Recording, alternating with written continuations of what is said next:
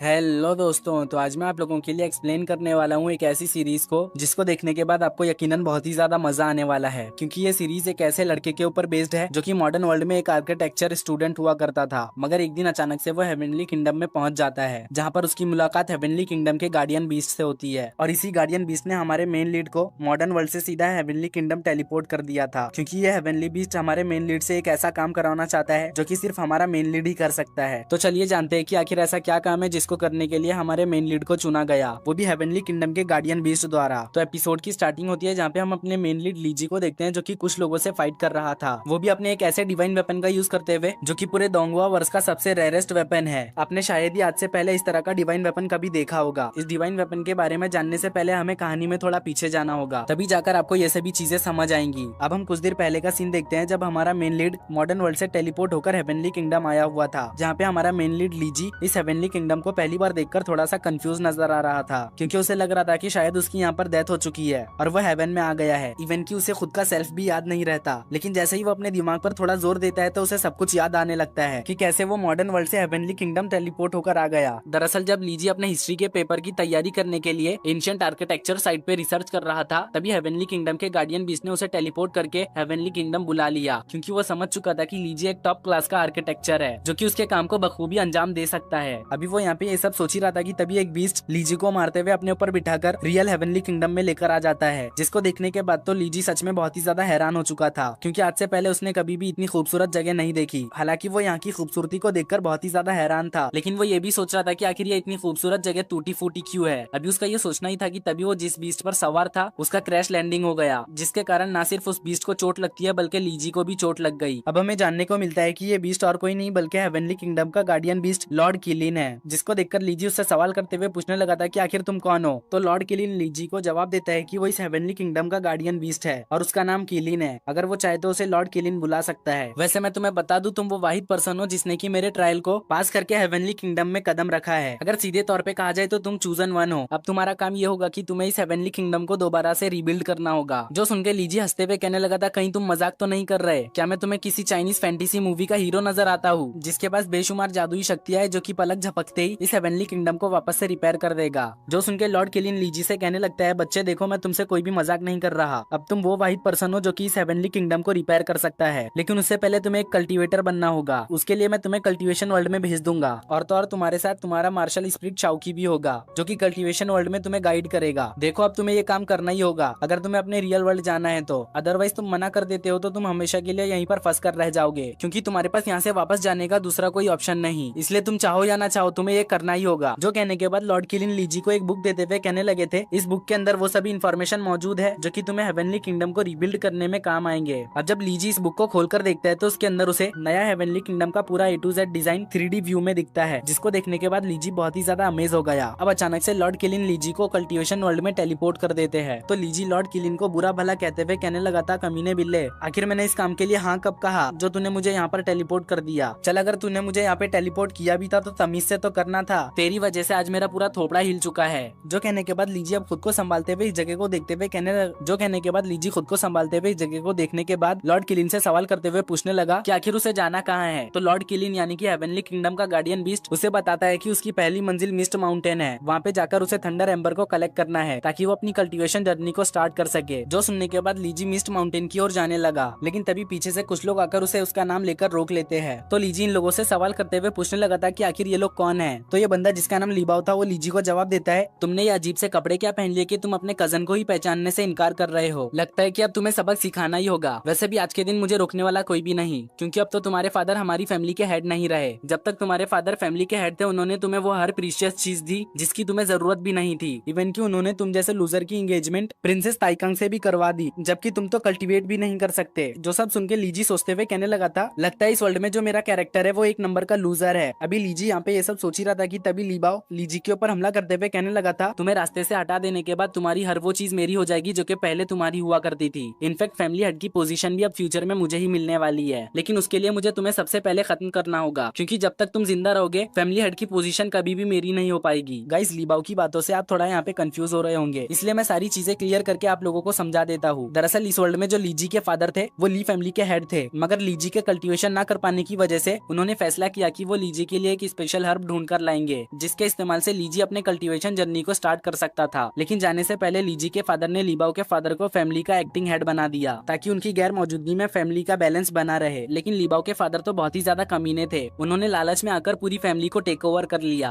और जो कोई भी उसके फैमिली हेड बनने के बीच में आ रहा था वो उन सभी को मरवाते जा रहे थे। और अब लीजी को भी मारना जरूरी हो गया था, क्योंकि जब तक लीजी जिंदा है तब तक फैमिली हेड की पोजीशन ना तो लीबाओ के फादर को मिलेगी और ना ही लीबाओ को। इसलिए आज के दिन लीबाओ लीजी को खत्म करना चाहता था, जिसके लिए उसने अपने साथ काफी सारे वॉरियर्स भी लाए हुए थे, जो कि लीजी को मारने की कोशिश कर रहे थे। लेकिन लीजी जैसे तैसे करके इन सभी का मुकाबला कर रहा था। हालांकि लीजी के पास अभी के लिए बिल्कुल भी फाइटिंग का एक्सपीरियंस नहीं, मगर फिर भी वो इन लोगों का डटकर मुकाबला कर रहा था। जब लीबाओ देखता है कि उसके चमचे लीजी को हरा नहीं पा रहे, तो वो खुद जाकर लीजी से फाइट करने लगा। लेकिन लीजी इसको भी बहुत ही आसानी से चकमा देता जा रहा था। बट लीबाओ कोई कमजोर खिलाड़ी नहीं, वो एक कल्टीवेटर था, साथ ही साथ उसके पास एक बहुत ही पावरफुल वेपन भी था। इसलिए लीबाओ ने उसे मारते हुए दूर पुश कर दिया, क्योंकि वो जानता था कि अगर वो यहाँ पे हार मान गया तो ये लोग उसे मार देंगे। इस वजह से लीजी हिम्मत न हारते हुए एक पत्थर का यूज करते हुए लीबाओ के ऊपर हमला कर देता है, जिससे लीबाओ बाल बाल बचता है। लेकिन उसके गाल पे एक खरोच आ गया, जो चीज लीबाओ से बिल्कुल भी बर्दाश्त नहीं होती। इस वजह से उसने अपने सभी लोगों को ऑर्डर दिया कि वो लीजी को खत्म कर दे। तो उसके सभी लोग उसके ऑर्डर को फॉलो करते हुए लीजी के ऊपर हमला कर देते हैं, जो देख के लीजी डिफेंसिव एक्शन में आ गया, जिस वजह से उसके चारों तरफ एक प्रोटेक्टिव बैरियर बन जाता है और लीबाओ के चमचों का अटैक लीजी का कुछ भी बिगाड़ नहीं पाता। तभी लीजी के बॉडी से एक जोरदार एनर्जी रिलीज होते हुए उसके सामने उसका मार्शल स्पिरिट आ गया, जिसको देखने के बाद लीजी समझ जाता है कि यही है उसका मार्शल स्पिरिट शाओकी। तो अब शाओकी खुद को इंट्रोड्यूस कराते हुए लीजी से कहने लगा, इस दुनिया में जितने भी मार्शल प्रैक्टिशनर मौजूद है उन सभी के पास उनका एक अलग ही मार्शल स्पिरिट होता है, और आपके पास जो मार्शल स्पिरिट है वो एक एंशिएंट डिवाइन वेपन है, जिसका कि मैं सोल हूँ। एंशिएंट डिवाइन वेपन का नाम सुनके तो लीजी बहुत ही ज्यादा हैरान हो गया। वहीं पे लीजी को मारने के लिए आए हुए लोग भी काफी ज्यादा हैरान हो गए। तभी लीबाओ अपने सभी चमचों को ऑर्डर देता है कि लीजी के पास एंशिएंट डिवाइन वेपन है, इसलिए चलो हम जल्दी से इसे मार के उससे उसका डिवाइन वेपन हासिल कर लेते हैं। जो सुनते ही चारों तरफ से सभी लोग लीजी के ऊपर हमला करने जाने लगे। ये देख के लीजी फौरन से शाओकी से कहने लगा, जल्दी से मेरे डिवाइन वेपन को बाहर निकालो। तो शाओकी एक पोर्टल का यूज करते हुए इस जगह पे लीजी के डिवाइन वेपन को समन करने लगा, जिस वजह से लीजी को लगने लगा था कि वो डिवाइन वेपन जरूरी कोई पावरफुल सॉर्ड होगा। लेकिन तभी उसे पता चलता है कि उसके पास जो डिवाइन वेपन है वो एक पावरफुल सॉर्ड ना होकर एक ईंट है। जो जानने के बाद तो लीजी को एक बहुत ही बड़ा झटका लगा। लेकिन अभी के लिए वो यहाँ पे कुछ कर भी नहीं सकता था, क्योंकि ये लोग उसे मारने के लिए उसके काफी करीब आ चुके थे। इस वजह से वो ना चाहते हुए भी इस ईंट का यूज करते हुए इन सभी लोगों को नॉकडाउन करने लगा। वो अपने इसी डिवाइन ईंट से सभी लोगों के सर फोड़ने लगा। तभी उसे पता चलता है कि वो अपने ईंट को अपने हाथ के इशारे से भी कंट्रोल कर सकता है। अब वो अपने हाथ के इशारे से ईंट को कंट्रोल करते हुए सभी लोगों को धूल चटाने लगा। ये करते हुए लीजी को काफी ज्यादा मजा आ रहा था। इवन कि उसने इस ईंट को चलाते हुए इसके न्यू स्किल को भी अनलॉक कर लिया, वो भी जाने अनजाने में। वो अपने ईंट के क्लोन को बनाते हुए लीबाओ के सभी चमचों को टेक डाउन कर देता है, जिसके बाद अब लीजी लीबाओ से फाइट करने लगा, जहाँ पे लीजी और लीबाओ एक दूसरे को बराबरी की टक्कर दे रहे थे। लेकिन इस मर्तबा लीजी लीबाओ से हारता हुआ नजर बिल्कुल भी नहीं आ रहा था। वो तो अपने ईंट का यूज करते हुए लीबाओ के ऊपर भारी भी पड़ता जा रहा था। साथ ही साथ उसने अपने ईंट से लीबाओ के ऊपर फाइनल अटैक कर दिया, जिस वजह से लीबाओ अपने वेपन के साथ दूर जाके गिरता है। अब लीबाओ की हालत सेम टू सेम उसके चमचों जैसी हो गई। अपने डिवाइन ईंट की ऐसी खतरनाक पावर्स को देखकर तो लीजी बहुत ही ज्यादा हैरान हो गया और हैरानी से कहने लगा, ये ईंट तो सच में बहुत ही ज्यादा कमाल का है। मुझे लगा नहीं था कि ये ईंट इतना ज्यादा पावरफुल होगा। गाइस, इससे पहले कि अब हम वीडियो में आगे बढ़े, मैं आप लोगों की आसानी के लिए लीजी का नाम जेसन में तब्दील कर रहा हूँ, इसलिए अब मैं लीजी को जेसन बोलूंगा। अब जबकि जेसन ने सभी लोगों को हरा दिया था, तो वो इन लोगों को डराकर भी यहाँ से भगा देता है, क्योंकि अब तो वैसे भी ये लोग जेसन से फाइट करने के लायक बिल्कुल भी नहीं रहे, क्योंकि जेसन ने अपने डिवाइन ईंट का यूज करते हुए इन सभी की हड्डियों को तोड़ मरोड़ कर रख दिया है। अब जेसन शाओकी से कहने लगा, शाओकी तुम्हारा ये डिवाइन ईंट तो सच में बहुत ही ज्यादा कमाल का है। तो शाओकी जेसन से कहने लगा था, वो तो होगा ही, क्योंकि ये एंशिएंट हेवनली ब्रिक जो है। अब जेसन शाओकी से सवाल करते हुए पूछने लगा था, सोल मास्टर्स के बारे में बता रहे थे, तो अब मुझे बताओ कि आखिर मैं कौन से लेवल पर हूँ। जो सुनके शाओकी जेसन से कहने लगा, मास्टर आप अभी के लिए सबसे लोवेस्ट लेवल पे हो। इस लेवल से आप कल्टीवेशन करना शुरू कर सकते हो, क्योंकि अपनी कल्टीवेशन जर्नी को स्टार्ट करने के लिए हमें सबसे पहले सोल मास्टर लेवल को अचीव करना होता है, जो कि अभी के लिए आपने इन लोगों से फाइट करते हुए अचीव कर लिया है। इस वजह से अब यहाँ से आपकी रियल कल्टीवेशन जर्नी स्टार्ट होगी। सबसे लोवेस्ट लेवल का नाम सुनके तो जेसन उदास हो गया। जेसन की उदासी का सबब शाओकी समझ चुका था। इस वजह से वो फौरन से एक खास टेक्निक का यूज करते हुए जेसन को उसके सोल सी में लेकर आ जाता है, जहाँ पर आने के बाद जेसन को अपने सामने हेवनली किंगडम दिखाई देता है। तो वो शाओकी से कहने लगा, आखिर तुम मुझे दोबारा से यहाँ पे क्यों लेकर आ गए। तो शाओकी जेसन को बताने लगा, ये आपका सोल सी है, जो कि हेवनली किंगडम के साथ मर्ज हो गया है। इस वजह से आप जब चाहो तब यहाँ पर आ सकते हो और इस जगह पर कल्टीवेशन करते हुए अपने लेवल्स को जल्दी जल्दी ब्रेक थ्रू कर सकते हो। और जैसे जैसे आपकी एबिलिटीज बढ़ती जाएंगी, आप उस हिसाब से इस जगह पर आकर हेवनली किंगडम को रिपेयर कर सकते हो, जिसके बाद आप वापस से अपने रियल होम जा पाएंगे। जो सुनके जेसन का मिजाज थोड़ा सा फ्रेश हो गया। अब वो शाओकी से सवाल करते हुए पूछने लगा था कि आखिर इस दुनिया में कितने कल्टीवेशन लेवल्स है, जिसपे शाओकी जेसन को बताने लगा था, फिलहाल के लिए तुम जिस एंशिएंट कॉन्टिनेंट में हो उसके अंदर मैक्सिमम कल्टीवेटर्स 7 स्टार तक को ही अचीव कर पाते हैं, और फिलहाल तुम 1 स्टार के सोल मास्टर हो। लेकिन 7 स्टार के ऊपर भी और 2 स्टार्स है, 8 स्टार और 9 स्टार, ये दोनों इस एंशिएंट कॉन्टिनेंट में एक लेजेंडरी लेवल है। जो सब सुनने के बाद जेसन काफी ज्यादा हैरान हो गया। साथ ही साथ वो यहाँ पे दोबारा से उदास भी हो जाता है, क्योंकि अभी के लिए वो बस 1 स्टार का सोल मास्टर है और वो अपनी इस पावर का इस्तेमाल करते हुए कभी भी हेवनली किंगडम को रिपेयर नहीं कर पाएगा। नहीं भी तो उसे कम से कम 8 स्टार का सोल मास्टर बनना ही होगा, तभी जाकर शायद से उसका यहाँ पे कुछ काम बन सकता है। तो शाओकी जेसन को समझाते हुए कहने लगा था, मास्टर आप बिल्कुल भी फिक्र ना करें, क्योंकि आप एक जीनियस आर्किटेक्ट है। मुझे यकीन है कि आप बहुत ही जल्द हेवनली किंगडम को दोबारा से पहले जैसा कर देंगे, जिसके बाद आप वापस से अपने घर भी जा पाएंगे। जो सुन के जेसन कहने लगा था, अरे हाँ मैं तो ये भूल ही गया था, मैं तो मेरे यूनिवर्सिटी का सबसे जीनियस और टैलेंटेड आर्किटेक्चर था, इसलिए मेरे लिए बिल्डिंग्स बनाना कोई बड़ी बात नहीं। जो कहने के बाद वो शाओकी से कहता है कि चलो अब हम यहाँ से चलते हैं, अब हमें अपने काम पर लग जाना चाहिए, क्योंकि मुझे तो सबसे पहले अपनी पावर्स को बहुत ही ज्यादा बढ़ाना है, ताकि मैं इस हेवनली किंगडम को दोबारा से रिपेयर कर सकूं। अब जेसन को इस तरह से यहाँ से जाता हुआ देखकर शाओकी उससे कहने लगता है, मास्टर आप कभी भी इस तरह से अपने सोल्सी से बाहर नहीं निकल पाएंगे। अगर आपको अपने सोल्सी से बाहर जाना है तो उसके लिए आपको मेरी बताई गई टेक्निक को फॉलो करना होगा। तो अब जेसन शाओकी की बताई हुई टेक्निक को यूज करते हुए अपने सोल्सी से बाहर आ जाता है। साथ ही साथ उसे ऐसा करना काफी ज्यादा मजेदार लग रहा था, इस वजह से वो बार बार सोल्सी में जाता और वापस से सोल्सी से बाहर आ जाता, जिस वजह से शाओकी का सर चकराने लगा। इस वजह से वो कहने लगा, मास्टर अब बस कर दे, अगर आप इसी तरह से करते रहेंगे तो फिर मैं तो पूरा ही पागल हो जाऊंगा। ये सुन के जेसन रुक जाता है। अब जेसन अपनी पावर्स को बढ़ाने के लिए यहाँ से अपनी नेक्स्ट मंजिल की ओर जाने लगा, लेकिन शाओकी उसे रोकते हुए सबसे पहले तो उसके ये कपड़े चेंज करता है। अब अपने नए कपड़े को देखकर जेसन बहुत ही ज्यादा खुश हो गया। वो कहने लगा, ये कपड़े तो मुझ पर बिल्कुल सूट कर रहे हैं, इसमें तो मैं बहुत ही ज्यादा हैंडसम लग रहा हूँ, चलो अब हमें यहाँ से चलना चाहिए। जो कह के जेसन यहाँ से जाने लगा, लेकिन तभी उसे एहसास होता है कि इस जगह पर कोई आ रहा है। इस वजह से वो फौरन से अलर्ट हो गया। तभी हम एक लड़की को देखते हैं जो कि रेनडियर पे सवार होकर जेसन की तरफ ही आ रही थी। अब वो जेसन को देखते हुए कहने लगी थी, फाइनली ब्रदर मैंने आपको ढूंढ ही लिया। अब इस लड़की को खुद को ब्रदर बोलता हुआ देखकर जेसन तो काफी ज्यादा हैरान हो चुका था। अब जेसन इस लड़की से सवाल करते हुए पूछने लगा था कि आखिर तुम कौन हो। तो ये लड़की कहने लगी, ब्रदर क्या आप मुझे नहीं पहचान रहे, मैं आपकी कजन लिंगलोंग हूँ। अब वो जेसन के पास आते हुए कहने लगी थी, मेरी मदर को पता चला है कि सेकंड अंकल आपको मरवाना चाहते हैं, क्योंकि वो पूरी ली फैमिली पर कब्जा करने की कोशिश कर रहे हैं। इस वजह से मेरी मदर ने कहा है कि मैं आपको इस सिटी से सेफली बाहर लेकर चलूं, क्योंकि ये जगह आपके लिए बिल्कुल भी सेफ नहीं। जो सुन के अब जेसन रेनडियर पे बैठ जाता है, क्योंकि जेसन इसी पे सवार होकर इस सिटी से बाहर जाने वाला था। लेकिन रेनडियर पे बैठने के बाद उसे याद आता है कि वो तो रेनडियर पे पहली बार बैठ रहा है, इस वजह से उसे रेनडियर को चलाना नहीं आता। तो अब वो लिंगलोंग से कहने लगा था, क्या तुम मुझे सिखा सकती हो कि मैं रेनडियर को कैसे चलाऊं। जो सुन के लिंगलोंग को लगने लगा था कि जेसन उसके साथ यहाँ पर वापस से फ्लर्ट कर रहा है। इस वजह से वो उसके रेनडियर को मारते हुए कहने लगी थी, ब्रदर आप दोबारा से यहाँ पर शुरू हो गए, मुझे यकीन नहीं होता कि आप इस वक्त भी यहाँ पर मजाक कर रहे हो। जैसे ही लिंगलोंग ने रेनडियर को मारा तो रेनडियर तेजी से दौड़ने लगा, जिस वजह से जेसन को काफी ज्यादा डर लग रहा था और वो यहाँ पे बच्चों की तरह जोर जोर से चिल्लाने लगा। अब कुछ देर बाद जेसन भी रेनडियर को चलाना सीख जाता है। अब ये दोनों रेनडियर पे सवार होके एक घने जंगल में आ पहुंचे, जहाँ पे अचानक से एक बहुत ही पावरफुल स्कॉर्पियन बीस्ट जेसन के रेनडियर के ऊपर हमला कर देता है, जिस वजह से जेसन का रेनडियर मारा गया। लेकिन जेसन खुद को संभाल लेता है। तभी हमें जानने को मिलता है कि ये तो सेकंड स्टार का एक पॉइजनस स्कॉर्पियन बीस्ट है। अब ये स्कॉर्पियन बीस्ट जेसन के पीछे पड़ गया, जो देख के लिंगलोंग अपने तीर कमान का यूज करते हुए इस स्कॉर्पियन बीस्ट का ध्यान अपनी तरफ खींच लेती है, जिस वजह से अब ये स्कॉर्पियन बीस्ट जेसन को छोड़कर लिंगलोंग के पीछे पड़ गया, जहाँ पे वो लिंगलोंग को मारने ही वाला था कि तभी जेसन ने वक्त रहते ही अपने डिवाइन हीट का यूज करते हुए इस स्कॉर्पियन बीस्ट के अटैक को ब्लॉक कर लिया, जिस वजह से लिंगलोंग की जान बच जाती है। अब जेसन अपने डिवाइन हीट को बड़ा करते हुए इस स्कॉर्पियन बीस्ट के ऊपर लगातार हमला करने लगा, जिस वजह से ये स्कॉर्पियन बीस्ट लिंगलोंग को छोड़कर दोबारा से जेसन के पीछे पड़ गया, जहाँ पे जेसन जैसे तैसे करके स्कॉर्पियन बीस्ट के अटैक से बच रहा था। लेकिन अब एक ऐसा भी पॉइंट आता है जहाँ पर जेसन के 6 करोड़ घायल होते होते बचते हैं, जिस वजह से जेसन समझ चुका था कि इस स्कॉर्पियन बीस्ट को अगर उसने जल्द से जल्द खत्म ना किया तो अगली बार उसके 6 करोड़ बिल्कुल भी नहीं बचने वाले। इसलिए अब वो लिंगलोंग के साथ एक प्लान बनाते हुए पहले तो स्कॉर्पियन बीस्ट को अपने पीछे भगाते हुए एक ऐसे पॉइंट के ऊपर लेकर आ जाता है जहाँ पे वो खुद स्कॉर्पियन बीस्ट के साथ फाइट बैक करने लगा। लेकिन अभी भी वो अकेले स्कॉर्पियन बीस्ट को हराने की ताकत नहीं रखता था, क्योंकि स्कॉर्पियन बीस्ट एक सेकंड स्टार का बीस्ट था, जबकि हमारा हीरो जेसन बस 1 स्टार का कल्टीवेटर है। जिस वजह से अब लिंगलोंग भी इस स्कॉर्पियन बीस्ट को हराने के लिए जेसन की हेल्प करने लगी। लिंगलोंग के अटैक से इस स्कॉर्पियन बीस्ट का ध्यान थोड़ा सा भटक जाता है, इसलिए जेसन इस मौके का फायदा उठा के अपने डिवाइन हीट की फुल पावर्स को यूज करते हुए इस स्कॉर्पियन बीस्ट को खत्म कर देता है। लेकिन तभी जेसन की डिवाइन हीट इस स्कॉर्पियन बीस्ट की ब्लड को एब्जॉर्ब करने लगी, जो देख के तो जेसन काफी ज्यादा शॉक हो चुका था। इसलिए वो कहने लगा, आखिर ये मेरी डिवाइन हीट क्या कर रही है। तो लिंगलोंग उसे बताने लगी थी, ब्रदर आपने तो मुझे बचपन में बताया था कि जब हम किसी बीस्ट को मारते हैं तो हम उसके ब्लड को एब्जॉर्ब करते हुए खुद को और भी ज्यादा स्ट्रॉन्ग कर सकते हैं, और अभी के लिए आपका ये डिवाइन हीट उसी प्रोसेस को कर रहा है। स्कॉर्पियन बीस्ट के पूरे ब्लड को एब्जॉर्ब कर लेता है तो उसका कलर चेंज होकर रेड हो जाता है, जो देख के तो जेसन काफी ज्यादा खुश हो गया। उसी वक्त इस जगह पे लीबाव आते हुए अपने स्कॉर्पियन बीस्ट के लिए जोर जोर से रोने लगा, क्योंकि ये स्कॉर्पियन बीस्ट उसके फादर का था। इसलिए अब उसे समझ नहीं आ रहा था कि आखिर वो अपने फादर को घर जाके क्या जवाब देगा। तो अब वो अपना सारा गुस्सा जेसन के ऊपर उतारने लगा। वो गुस्से में जेसन से कहने लगा, आखिर तुम्हारी हिम्मत कैसे भी मेरे स्कॉर्पियन बीस्ट को मारने की, अब तुम्हें इसकी सजा मिलकर ही रहेगी। ये सुनकर जेसन अपने डिवाइन हीट को लेकर लीबाव के ऊपर थ्रो कर देता है। साथ साथ ही वो उससे सवाल करता है कि चलो बताओ आखिर तुमने इस स्कॉर्पियन बीस्ट से मुझ पर हमला क्यों किया। जो सुन के लीबाओ कहने लगा था चाहे तुम कुछ भी कर लो लेकिन तुम मुझसे इन्फॉर्मेशन नहीं निकलवा सकते। अब जैसे जैसे जेसन का डिवाइन हीट लीबाओ के करीब आता जा रहा था वैसे वैसे लीबाओ की हालत भी खराब होती जा रही थी क्योंकि वो इस डिवाइन हीट की पावर्स को अच्छी तरह से जानता था। इस वजह से वो फौरन से अपने घुटनों पे आते हुए जेसन को सभी चीजें बताने लगा कि आखिर उसने जेसन के ऊपर हमला क्यों किया। वो बताता है कि दरअसल उसके फादर ने लिन फैमिली के साथ हाथ मिला लिया है ताकि वो और भी ज्यादा पावरफुल होकर ड्रैगन किंगडम में शामिल हो सके। साथ ही साथ लिन फैमिली का यंग मास्टर भी तुम्हें मारना चाहता है क्योंकि वो प्रिंसेस ताई से प्यार करता है और वो प्रिंसेस ताई से शादी करना चाहता है, लेकिन प्रिंसेस ताई की एंगेजमेंट तुम्हारे साथ हो चुकी है, इसलिए जब तक तुम नहीं मरते तब तक लिन फैमिली का यंग मास्टर प्रिंसेस ताई से शादी नहीं कर सकता। जो सब सुन के जेसन अपने मन में सोचते हुए कहने लगा था आखिर इस कमीने लीजी ने अपने इतने सारे दुश्मन बनाकर क्यों रखे हैं क्या पता अब उसके सभी दुश्मन मुझे लीजी समझकर मुझ पर हमला करेंगे और मुझे जानबूझकर टारगेट करेंगे, इसलिए अब मेरे लिए यही बेहतर होगा कि मैं इस सिटी को छोड़कर चला जाऊं। जो कहने के बाद वो फौरन से लिंगलोंग के रेनडियर पे सवार हो जाता है क्योंकि अब उसका रेनडियर तो मारा जा चुका था। लेकिन यहाँ से जाने से पहले वो लीबाओ को धमकी देते हुए कहने लगा था अगर तुम या तुम्हारे फादर मेरे पीछे आए तो फिर मैं तुम दोनों को भी खत्म कर दूंगा और जाकर अपने उस यंग मास्टर को भी बता देना कि मेरा प्रिंसेस ताई से कोई भी लेना देना नहीं, वो जो चाहे वो कर सकता है, लेकिन अगर उसने मुझे टारगेट करने की कोशिश की तो फिर बता देना अगला नंबर उसका होगा। जो कहने के बाद जेसन लिन के साथ यहाँ से चला जाता है। वहीं पे लीबाओ जेसन के जाने के बाद तक भी रो रहा था क्योंकि उसे समझ ही नहीं आ रहा था कि आखिर वो अपने फादर के पास किस मुंह से जाए। अब इसी के साथ हमारा सीन शिफ्ट होकर ली फैमिली के ऊपर आता है जहाँ पर लीबाओ के फादर लीजी के फादर यानी कि जेसन के फादर के सभी लॉयल लोगों को एलिमिनेट करते जा रहे थे, जिस वजह से उसकी बहन यानी कि जेसन की आंट इन सब चीजों को लेकर उससे नाराज थी। वो उससे सवाल करते हुए पूछने लगी थी कि भाई आखिर तुम ऐसा कैसे कर सकते हो, तुम अपने ही लोगों को कैसे मरवा सकते हो जबकि तुम इस फैमिली के एक्टिंग हेड हो, मुझे नहीं लगता कि तुम्हें ऐसी हरकत करनी चाहिए, क्या बड़े भाई ने तुम्हें इसीलिए इस पोजीशन को सौंपा। जो सुन के लीबाओ का फादर कहने लगता है ड्रैगन किंगडम के साथ शामिल होने की ये मेरी कोशिश है, जिसपे उसकी बहन यानी कि लीबाओ की आंट कहने लगती है क्या इसी तरह से तुम ड्रैगन किंगडम में शामिल होगे, अब तो मुझे लगने लगा है कि ये सब तुम बस अपने फायदे के लिए कर रहे हो। जो सुन के लीबाओ के फादर ने अपनी बहन को एक थप्पड़ मार दिया जिस वजह से वो दूर जाकर गिर गई। साथ ही लीबाओ का फादर अपनी बहन से कहता है तुम इन सब चीजों में ना पड़ो तो तुम्हारे लिए बेहतर होगा, अदरवाइज फिर मुझे रूड होने पर ब्लेम ना करना। जो कहने के बाद वो अपने सब ऑर्डिनेट से कहता है कि वो उसकी बहन को यहाँ से लेकर जाए और उसे हाउस प्रिजन कर दे। ये सुनकर उसका सब ऑर्डिनेट बिल्कुल ऐसा ही करता है। तभी उसी वक्त इस जगह पर लिन फैमिली का यंग मास्टर आ गया। लिन फैमिली के यंग मास्टर को यहाँ पे देखकर वो थोड़ा सा परेशान हो गया, ऐसा लग रहा था कि जैसे उसे लिन फैमिली के यंग मास्टर से किसी चीज का डर हो। अब लिन फैमिली का यंग मास्टर लीबाओ के फादर से कहने लगता है क्या तुमने मेरा काम कंप्लीट किया। तो लीबाओ के फादर कहने लगते हैं नहीं अब तक मैंने कंप्लीट नहीं किया क्योंकि जेसन बहुत ही ज्यादा पावरफुल है, इवन कि उसने 2 स्टार स्कॉर्पियन बीस्ट को भी खत्म कर दिया। मुझे समझ नहीं आ रहा कि आखिर उसने ऐसा किया तो किया कैसे, क्योंकि जहाँ तक मैं जेसन को जानता हूँ उसने अभी तक कल्टीवेशन भी स्टार्ट नहीं की, इसलिए मुझे लगता है जरूरी उसका कोई साथ दे रहा है। लेकिन आप बिल्कुल भी फिक्र ना करें, मैं बहुत ही जल्द जेसन का सर आपके कदमों में लाकर रख दूंगा, आप बस मुझे थोड़ा सा वक्त दीजिए। जो सुनकर यंग मास्टर गुस्सा हो गया। वो लीबाओ के फादर को खड़ी खोटी सुनाते हुए कहने लगता है तुम तो एक नंबर के निकम्मे निकले, मुझे लगा था कि तुम मेरे बहुत ही ज्यादा काम आओगे, लेकिन तुम एक मामूली से लड़के को संभाल नहीं पा रहे, लगता है अब मुझे यहाँ पर कुछ करना होगा। जो कहने के बाद यंग मास्टर अपने सबऑर्डिनेट को जेसन को खत्म करने भेज देता है। दरअसल ये बंदा लिन फैमिली का किलर था, मतलब कि जब कभी भी लिन फैमिली को किसी को रास्ते से हटाना होता तो वो इसका यूज करते। इधर हम लिंगलोंग को देखते हैं जो कि जेसन को फुयुन सिटी के बॉर्डर पे लाके छोड़ देती है और उससे कहती है कि इसके आगे का रास्ता जेसन को खुद अकेले तय करना होगा क्योंकि वो उसके साथ नहीं आ रही। जो सुनकर जेसन उससे सवाल करते हुए पूछने लगी थी क्या तुम दोबारा से वहाँ पर जाओगी, जबकि तुमने तो लीबाओ को भी अफेंड कर दिया, इस वजह से मुझे डर है कि वो लोग तुम्हें चैन से रहने नहीं देंगे, वो लोग तुम्हें पनिश करेंगे। तो लिंगलोंग कहती है वहाँ पर मेरी मदर कैद है, इस वजह से मैं उन्हें अकेला नहीं छोड़ सकती, मुझे वापस जाना होगा। वैसे भी तुम हमारी फिक्र बिल्कुल भी मत करो, मुझे यकीन है कि तुम एक दिन बहुत ही ज्यादा पावरफुल हो जाओगे और आकर हम दोनों को बचा लोगे, तब तक मैं और मेरी मदर तुम्हारा इंतजार करेंगे, इसलिए जल्दी से जाओ और जल्दी से ताकतवर होकर आओ। जो कहते हुए वो जेसन को गुड बाय कह देती है। तो जेसन भी ना चाहते हुए यहाँ से जाने लगता है क्योंकि वो अभी के लिए ली फैमिली और लिन फैमिली से अकेले फाइट नहीं कर सकता, उसको इन दोनों से फाइट करने के लिए अपनी पावर्स बढ़ानी होगी, इसलिए वो पावर की खोज में यहाँ से जाने लगा, जहाँ पे वो सफर करते करते विंड एंड स्टोन माउंटेन के पास आ गया। इतने लंबे सफर की वजह से जेसन का गला सूखने लगता है, इस वजह से वो पानी का बोतल निकाल के पानी पीने लगा। अब जैसे ही उसका पानी पी के हो जाता है तो उसे अपने सामने कुछ ह्यूमंस दिखाई देते हैं जिनकी हालत बहुत ही ज्यादा खराब थी क्योंकि इनके पास ना खाने के लिए कुछ था और ना पीने के लिए पानी। तो इन लोगों को देखकर जेसन को इन पर तरस आने लगता है।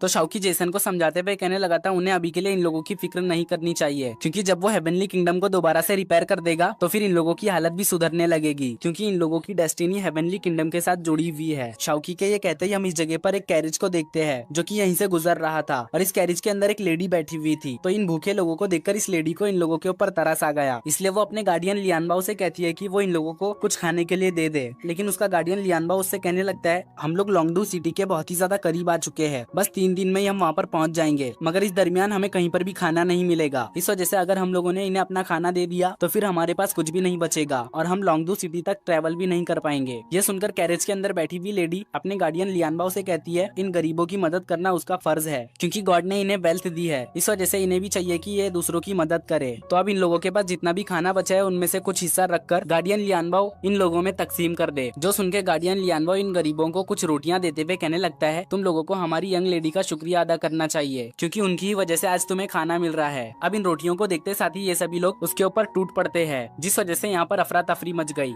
और इसी बीच एक छोटा बच्चा एक रोटी लेकर अपनी माँ के पास आ जाता है, लेकिन उसी वक्त इस जगह पर एक भूखा बंदा आते हुए इस बच्चे से ये रोटी छीन लेता है। तो ये बच्चा उससे कहने लगता है ये मेरी रोटी है, इस वजह से तुम फौरन से इसे वापस कर दो। मगर ये बंदा उल्टा इस बच्चे को मारते हुए खुद से दूर कर देता है और कहता है कि यहाँ पर कमजोरों के लिए कोई भी जगह नहीं, इस जगह पे ताकतवर लोगों को ही सब कुछ मिलता है। यह तुम्हारी गलती है कि तुम कमजोर हो, इसलिए तुम इसमें मुझे ब्लेम नहीं कर सकते। जो सब देखकर कैरेज में बैठी हुई यंग लेडी अपने गार्डियन से कहती है कि जाकर वो इस बच्चे की मदद करे। अब इससे पहले कि ये गार्डियन जाकर इस बच्चे की मदद करता, उसी वक्त जेसन बीच में आकर इस बंदे को लात मारते हुए दूर पुश कर देता है। साथ ही वो उससे कहता है तुम्हें शर्म नहीं आती एक बच्चे से उसका खाना छीनते हुए। जो सुनकर इस बंदे को बहुत ही ज्यादा गुस्सा आ गया, इस वजह से वो जेसन के ऊपर अटैक करने के लिए जाने लगा, लेकिन जेसन एक ही पंच में इस बंदे को ढेर कर देता है। साथ ही वो इन लोगों से कहता है अगर तुम लोगों को खाना चाहिए तो रुको, मैं तुम्हें खाना देता हूँ। जो कहने के बाद जेसन सभी लोगों में बराबर बराबर खाना तकसीम कर देता है और जेसन इस बच्चे को भी कुछ रोटियां दे देता है। अब जेसन इस बंदे के पास आकर उसे भी रोटी देता है, लेकिन इस बंदे को लगने लगा था कि जेसन उसे मारने के लिए आ रहा है, बट जैसे ही वो जेसन के हाथ में रोटी देखता है तो वो समझ जाता है कि जेसन उसे मारने नहीं आ रहा, बल्कि वो तो उसे रोटी दे रहा है। इस वजह से वो जेसन का शुक्रिया अदा करते हुए इस रोटी को ले लेता है। तो जेसन उससे कहने लगा अगली बार से तुम ऐसी कोई भी हरकत मत करना, क्योंकि जब तक तुम लोग मिलजुल कर और साथ रहोगे तब तक तुम इस दुनिया में सरवाइव कर पाओगे। जो कहने के बाद जेसन यहाँ से जाने लगा, लेकिन जेसन जैसे यंग लेडी के कैरेज के पास से गुजरता है तो उसका ड्यूकिन चमकने लगा। इस वजह से यंग लेडी जेसन को देखने लगी, जिस चीज को शाओकी भी नोटिस कर लेता है। तो वो इस जगह से कुछ दूर आने के बाद जेसन से कहने लगा कि कैरेज में बैठी हुई वुमेन उसे देख रही थी। जो सुनके जेसन खुद के मुंह से खुद की तारीफ करते हुए कहने लगता है ये तो कुछ भी नहीं, जब मैं अपने स्कूल में हुआ करता था उस वक्त लोग मेरे आगे पीछे घुमा करते थे, वो लोग तो मेरे दीवाने थे, इतने की वो लोग कई कई मर्तबा मेरा पीछा भी करते थे। अभी जेसन यहाँ पे कह ही रहा था कि तभी इस जगह पर यंग मास्टर का भेजा हुआ किलर आ जाता है, जिसको देखकर जेसन शाओकी से सवाल करते हुए पूछने लगा था कि आखिर ये कौन है, जिसपे शाओकी उसे जवाब देता है कि शायद से ये ली फैमिली का भेजा हुआ किलर है। जो सुनके जेसन कहने लगता है अच्छा तो तुम ली फैमिली से हो, लेकिन तुम्हें देखकर ऐसा लग रहा है कि जैसे तुम किसी सर्कस के जोकर हो। जो सुनके ये किलर जेसन के ऊपर हमला कर देता है, लेकिन जेसन वक्त रहते ही इसके हमले से बच जाता है, बट जेसन का रेनडियर इस हमले से मारा जाता है। लेकिन ये किलर यहीं पर नहीं रुकता, वो जेसन को भी मारने के लिए उसके ऊपर लगातार हमला करने लगा, लेकिन जेसन इसके सभी हमलों को ब्लॉक कर लेता है। बट ये किलर बहुत ही ज्यादा पावरफुल था, इस वजह से वो जेसन के ऊपर एक पावरफुल हमला कर देता है, जिसको देखने के बाद तो जेसन भी हैरान हो गया, क्योंकि ये अटैक सच में बहुत ही ज्यादा खतरनाक और पावरफुल था। इनफैक्ट इस अटैक को रोकने में जेसन की हालत भी खराब होने लगी। तभी शाओकी जेसन को सजेस्ट करता है कि वो कंट्रोल टाइप टेक्निक को यूज करे, तो जेसन फौरन से बिना वक्त गवाए कंट्रोल टाइप टेक्निक को इस किलर के ऊपर यूज कर देता है, जिस वजह से ये किलर एक ही जगह पर फ्रीज हो गया। अब जेसन इसके मजे लेते हुए इस किलर को बहुत ही ज्यादा पीट देता है, लेकिन जैसे ही जेसन के इस अटैक का इफेक्ट खत्म हुआ, उसने जेसन के ऊपर पिछली बार से भी और भी ज्यादा ताकत के साथ अपने मार्शल सोल से हमला कर दिया। लेकिन शाओकी डिवाइन ईट की न्यू एबिलिटी को यूज करते हुए उसके अंदर से स्कॉर्पियन बीस्ट की सोल को समन कर लेता है, जो कि सीधा जाके इस किलर के सोल के साथ फाइट करने लगा। जो देख के ये किलर जेसन के साथ कॉम्बैट फाइट करने लगता है, जिसमें कि जेसन इस किलर के सामने फीका पड़ गया। तो इस मौके का फायदा उठा के ये किलर जेसन को जान से मारने जाने लगा, लेकिन तभी उस कैरेज वाली यंग लेडी इस जगह पर आकर जेसन को बचा लेती है। अब ये यंग लेडी और किलर आपस में फाइट करने लगे, जहाँ पे ये यंग लेडी कुछ देर के लिए इस किलर को होल्ड कर लेती है। जब जेसन देखता है कि किलर का ध्यान उसके ऊपर नहीं, तो वो अपने कंट्रोल टाइप टेक्निक का यूज करते हुए किलर को फ्रीज कर चुका। तो यंग लेडी भी आगे बढ़ते हुए इस किलर के ऊपर अपने ड्यूकिन से हमला कर देती है, जिस कारण किलर नीचे जा गिरा। लेकिन अब इन सब चीजों से किलर को बहुत ही ज्यादा गुस्सा आ जाता है, इस वजह से वो अपने ऑरा को रिलीज करते हुए यंग लेडी को पीछे फेंक देता है। अब वो यंग लेडी को मारने के लिए उसके ऊपर अपने मार्शल सोल से हमला कर चुका। जो देखते साथ ही जेसन अपनी डिवाइन ईट से किलर के ऊपर एक बहुत ही पावरफुल हमला कर देता है। इस वजह से किलर दूर पहाड़ी में जाकर लगता है और इसी के साथ यंग लेडी के ऊपर हमला करने जा रहा मार्शल सोल भी डिस्ट्रॉय हो गया, जिस वजह से यंग लेडी की जान बच गई। अब यंग लेडी खुद को संभालते हुए खड़े होने लगी, लेकिन तभी यंग लेडी का मार्क्स हट जाता है, जिस वजह से जेसन का ध्यान यंग लेडी के ऊपर चला गया और यंग लेडी को देखते साथ ही जेसन उसके ऊपर फिदा हो गया, क्योंकि यंग लेडी इतनी खूबसूरत जो थी। और इसी के साथ हमारा ये एपिसोड यहीं पर एंड हो जाता है। गाइस कमेंट करके जरूर बताना कि आपको ये न्यू सीरीज कैसी लगी। अगर पसंद आई हो तो वीडियो को लाइक करके चैनल को जरूर से सब्सक्राइब कर लेना। साथ ही साथ डिस्क्रिप्शन में दिए हुए लिंक से जाकर मेरे व्हाट्सएप चैनल को भी फॉलो कर लेना।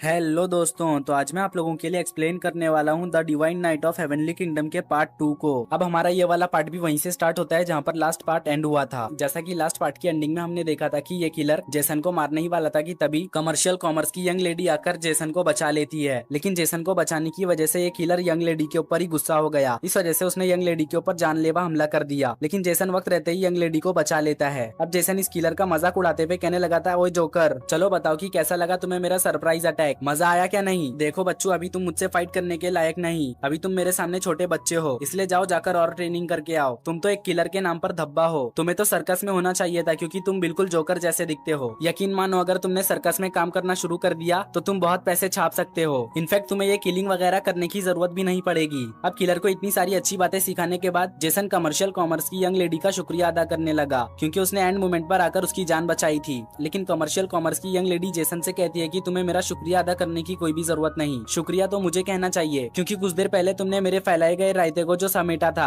उन भूखे लोगों की मदद करके। अब जेसन जैसे ही देखते है कि ये लेडी और कोई नहीं बल्कि वही कैरेज वाली लेडी है, तब तो वो बस उसे देखते ही रह गया था। उस वक्त शौकी बाहर आते हुए जेसन से कहता है कि मास्टर, ये तो वही कैरेज वाली लड़की है जो कि कुछ देर पहले आपको देख रही थी। मुझे लगता है कि ये लड़की आपको पसंद करने लगी है, इस वजह से तो इसने आपको यहाँ पर आके बचाया। अब कमर्शियल कॉमर्स की यंग लेडी जेसन को अपना नाम बताते हुए कहने लगी थी, मेरा नाम शी फेंगर है और मैं कमर्शियल कॉमर्स से बिलोंग करती हूँ। जो सुनके जेसन भी उसे अपना नाम बता देता है। साथ ही साथ जेसन उसे यहाँ पे इम्प्रेस करने के लिए उससे कहने लगा, मुझे पता है कि आप बहुत ही काइंड वुमेन हो जो कि लोगों की मदद करती है, लेकिन मदद करने के साथ साथ हमें ये भी ख्याल रखना चाहिए कि हम जिसकी मदद कर रहे हैं उसे कोई प्रॉब्लम ना हो। जो सुनके शी फेंगर जेसन से माफी मांगते हुए कहने लगी थी, आप बिल्कुल सही कह रहे हो, इसमें मेरी ही गलती थी, मैंने ही वहाँ पर ध्यान नहीं दिया। इस वजह से लोग वहाँ पर आपस में झगड़ने लगे, जिसपे जेसन फेंगर से कहने लगा, मेरे कहने का मतलब ये नहीं था, सॉरी अगर आपको मेरे शब्दों से ठेस पहुंची हो तो। लेकिन फेंगर मना करते हुए कहने लगी थी, कोई बात नहीं, आपने जो कहा वो बिल्कुल सच है, नेक्स्ट टाइम से मैं इसका ख्याल रखूंगी। वैसे ये सब छोड़ो, पहले तो तुम मुझे ये बताओ कि आखिर इतना पावरफुल किलर जो कि 2 स्टार का कल्टीवेटर है, आखिर वो आपके पीछे क्यों पड़ा हुआ था? जिसपे जेसन उससे कहता है कि ये एक बहुत ही लंबी कहानी है, इसे मैं फिर कभी एक्सप्लेन करूंगा। तो फेंगर जेसन से सवाल करते हुए पूछने लगती है, क्या मैं जान सकती हूँ कि आखिर आप कहाँ जा रहे थे? तो जेसन उससे कहता है कि मैं मिस्ट माउंटेन जा रहा था। ये कहते हुए जेसन को जैसे ही अपने रेनडियर का याद आता है तो वो यहाँ पे परेशान होने लगा क्योंकि उसके रेनडियर को तो इस किलर ने मार दिया था। इस वजह से अब उसे समझ नहीं आ रहा था कि आखिर वो मिस्ट माउंटेन कैसे जाए। अगर वो यहाँ से मिस्ट माउंटेन तक पैदल जाने की भी कोशिश करता है तब भी वो वहाँ पर नहीं पहुँच पाएगा क्योंकि उसके पास जो खाने पीने की चीजें हैं वो लिमिटेड है। इसलिए जब तक उसको कोई सवारी नहीं मिलती तब तक उसका वहाँ पर पहुँचना बोले तो इम्पॉसिबल। जेसन को परेशान होता हुआ देखकर मिस फेंगर जेसन से कहने लगी, अगर आपको कोई एतराज ना हो तो आप हमारे साथ चल सकते हो क्योंकि हम लोग ड्रैगन सिटी यानी कि लोंगडू सिटी जा रहे हैं और मिस्ट माउंटेन रास्ते में ही पड़ता है, इस वजह से हम आपको वहाँ पर छोड़ देंगे। जो सुनकर जेसन खुश हो गया। अब मिस फेंगर और जेसन यहाँ से जाने लगे, लेकिन तभी हम इस किलर को देखते हैं जो अभी तक जिंदा था। इनफैक्ट उसने 3rd स्टार पर ब्रेक थ्रू भी कर लिया। इस वजह से अब वो तेजी से आकर सीधा मिस फेंगर के ऊपर हमला कर देता है। लेकिन जेसन को इस चीज की खबर हो गई, इस वजह से उसने डिवाइन हीट के शील्ड से इस किलर के अटैक को ब्लॉक कर लिया। लेकिन इसमें जेसन थोड़ा बहुत इंजर्ड हो जाता है। अब ये किलर जेसन से हंसते हुए कहने लगा, तुम तो मेरे लिए एक लकी शिकार साबित हुए क्योंकि आज तुम्हारी ही वजह से मैंने 3rd स्टार पर भी ब्रेक थ्रू कर लिया, इसलिए अब मैं तुम्हारे इस एहसान को चुकाए बगैर तो यहाँ से जाने नहीं वाला। जो कहने के बाद उसने सीधा जेसन के ऊपर हमला कर दिया। तो जेसन इस किलर के सभी हमलों को डॉज कर लेता है। लेकिन ये किलर यहीं पर नहीं रुकता, वो अपने बैट मार्शल सोल का यूज करते हुए जेसन के ऊपर हमला कर देता है, जिसको देखने के बाद जेसन की तो फट गई थी। इसलिए उसने फौरन से शौकी से कहा कि वो यहाँ पर जल्दी से कुछ करे वरना आज जेसन नहीं बचने वाला। तो शौकी फौरन से उस स्कॉर्पियन बीस्ट के सोल को समन कर लेता है, जो जाकर इस किलर के बैट मार्शल सोल से फाइट करने लगा, जिस कारण अब ये दोनों भी डिस्ट्रॉय हो गए और इसी चक्कर में ये किलर भी थोड़ा सा पीछे हो जाता है। उस वक्त मिस फेंगर जेसन को बचाने के लिए इस किलर के ऊपर काफी सारे अटैक्स करती है और इसी मौके का फायदा उठाकर जेसन भी उसके ऊपर अपने डिवाइन हीट से काफी सारे हमले कर देता है, जिस वजह से यहाँ पर धुआं धुआं हो गया और इस धुएं की आड़ में जेसन और मिस फेंगर यहाँ से निकल लेते हैं। लेकिन अभी भी इस किलर ने हार नहीं मानी थी, वो जेसन और मिस फेंगर का तेजी से पीछा करने लगा।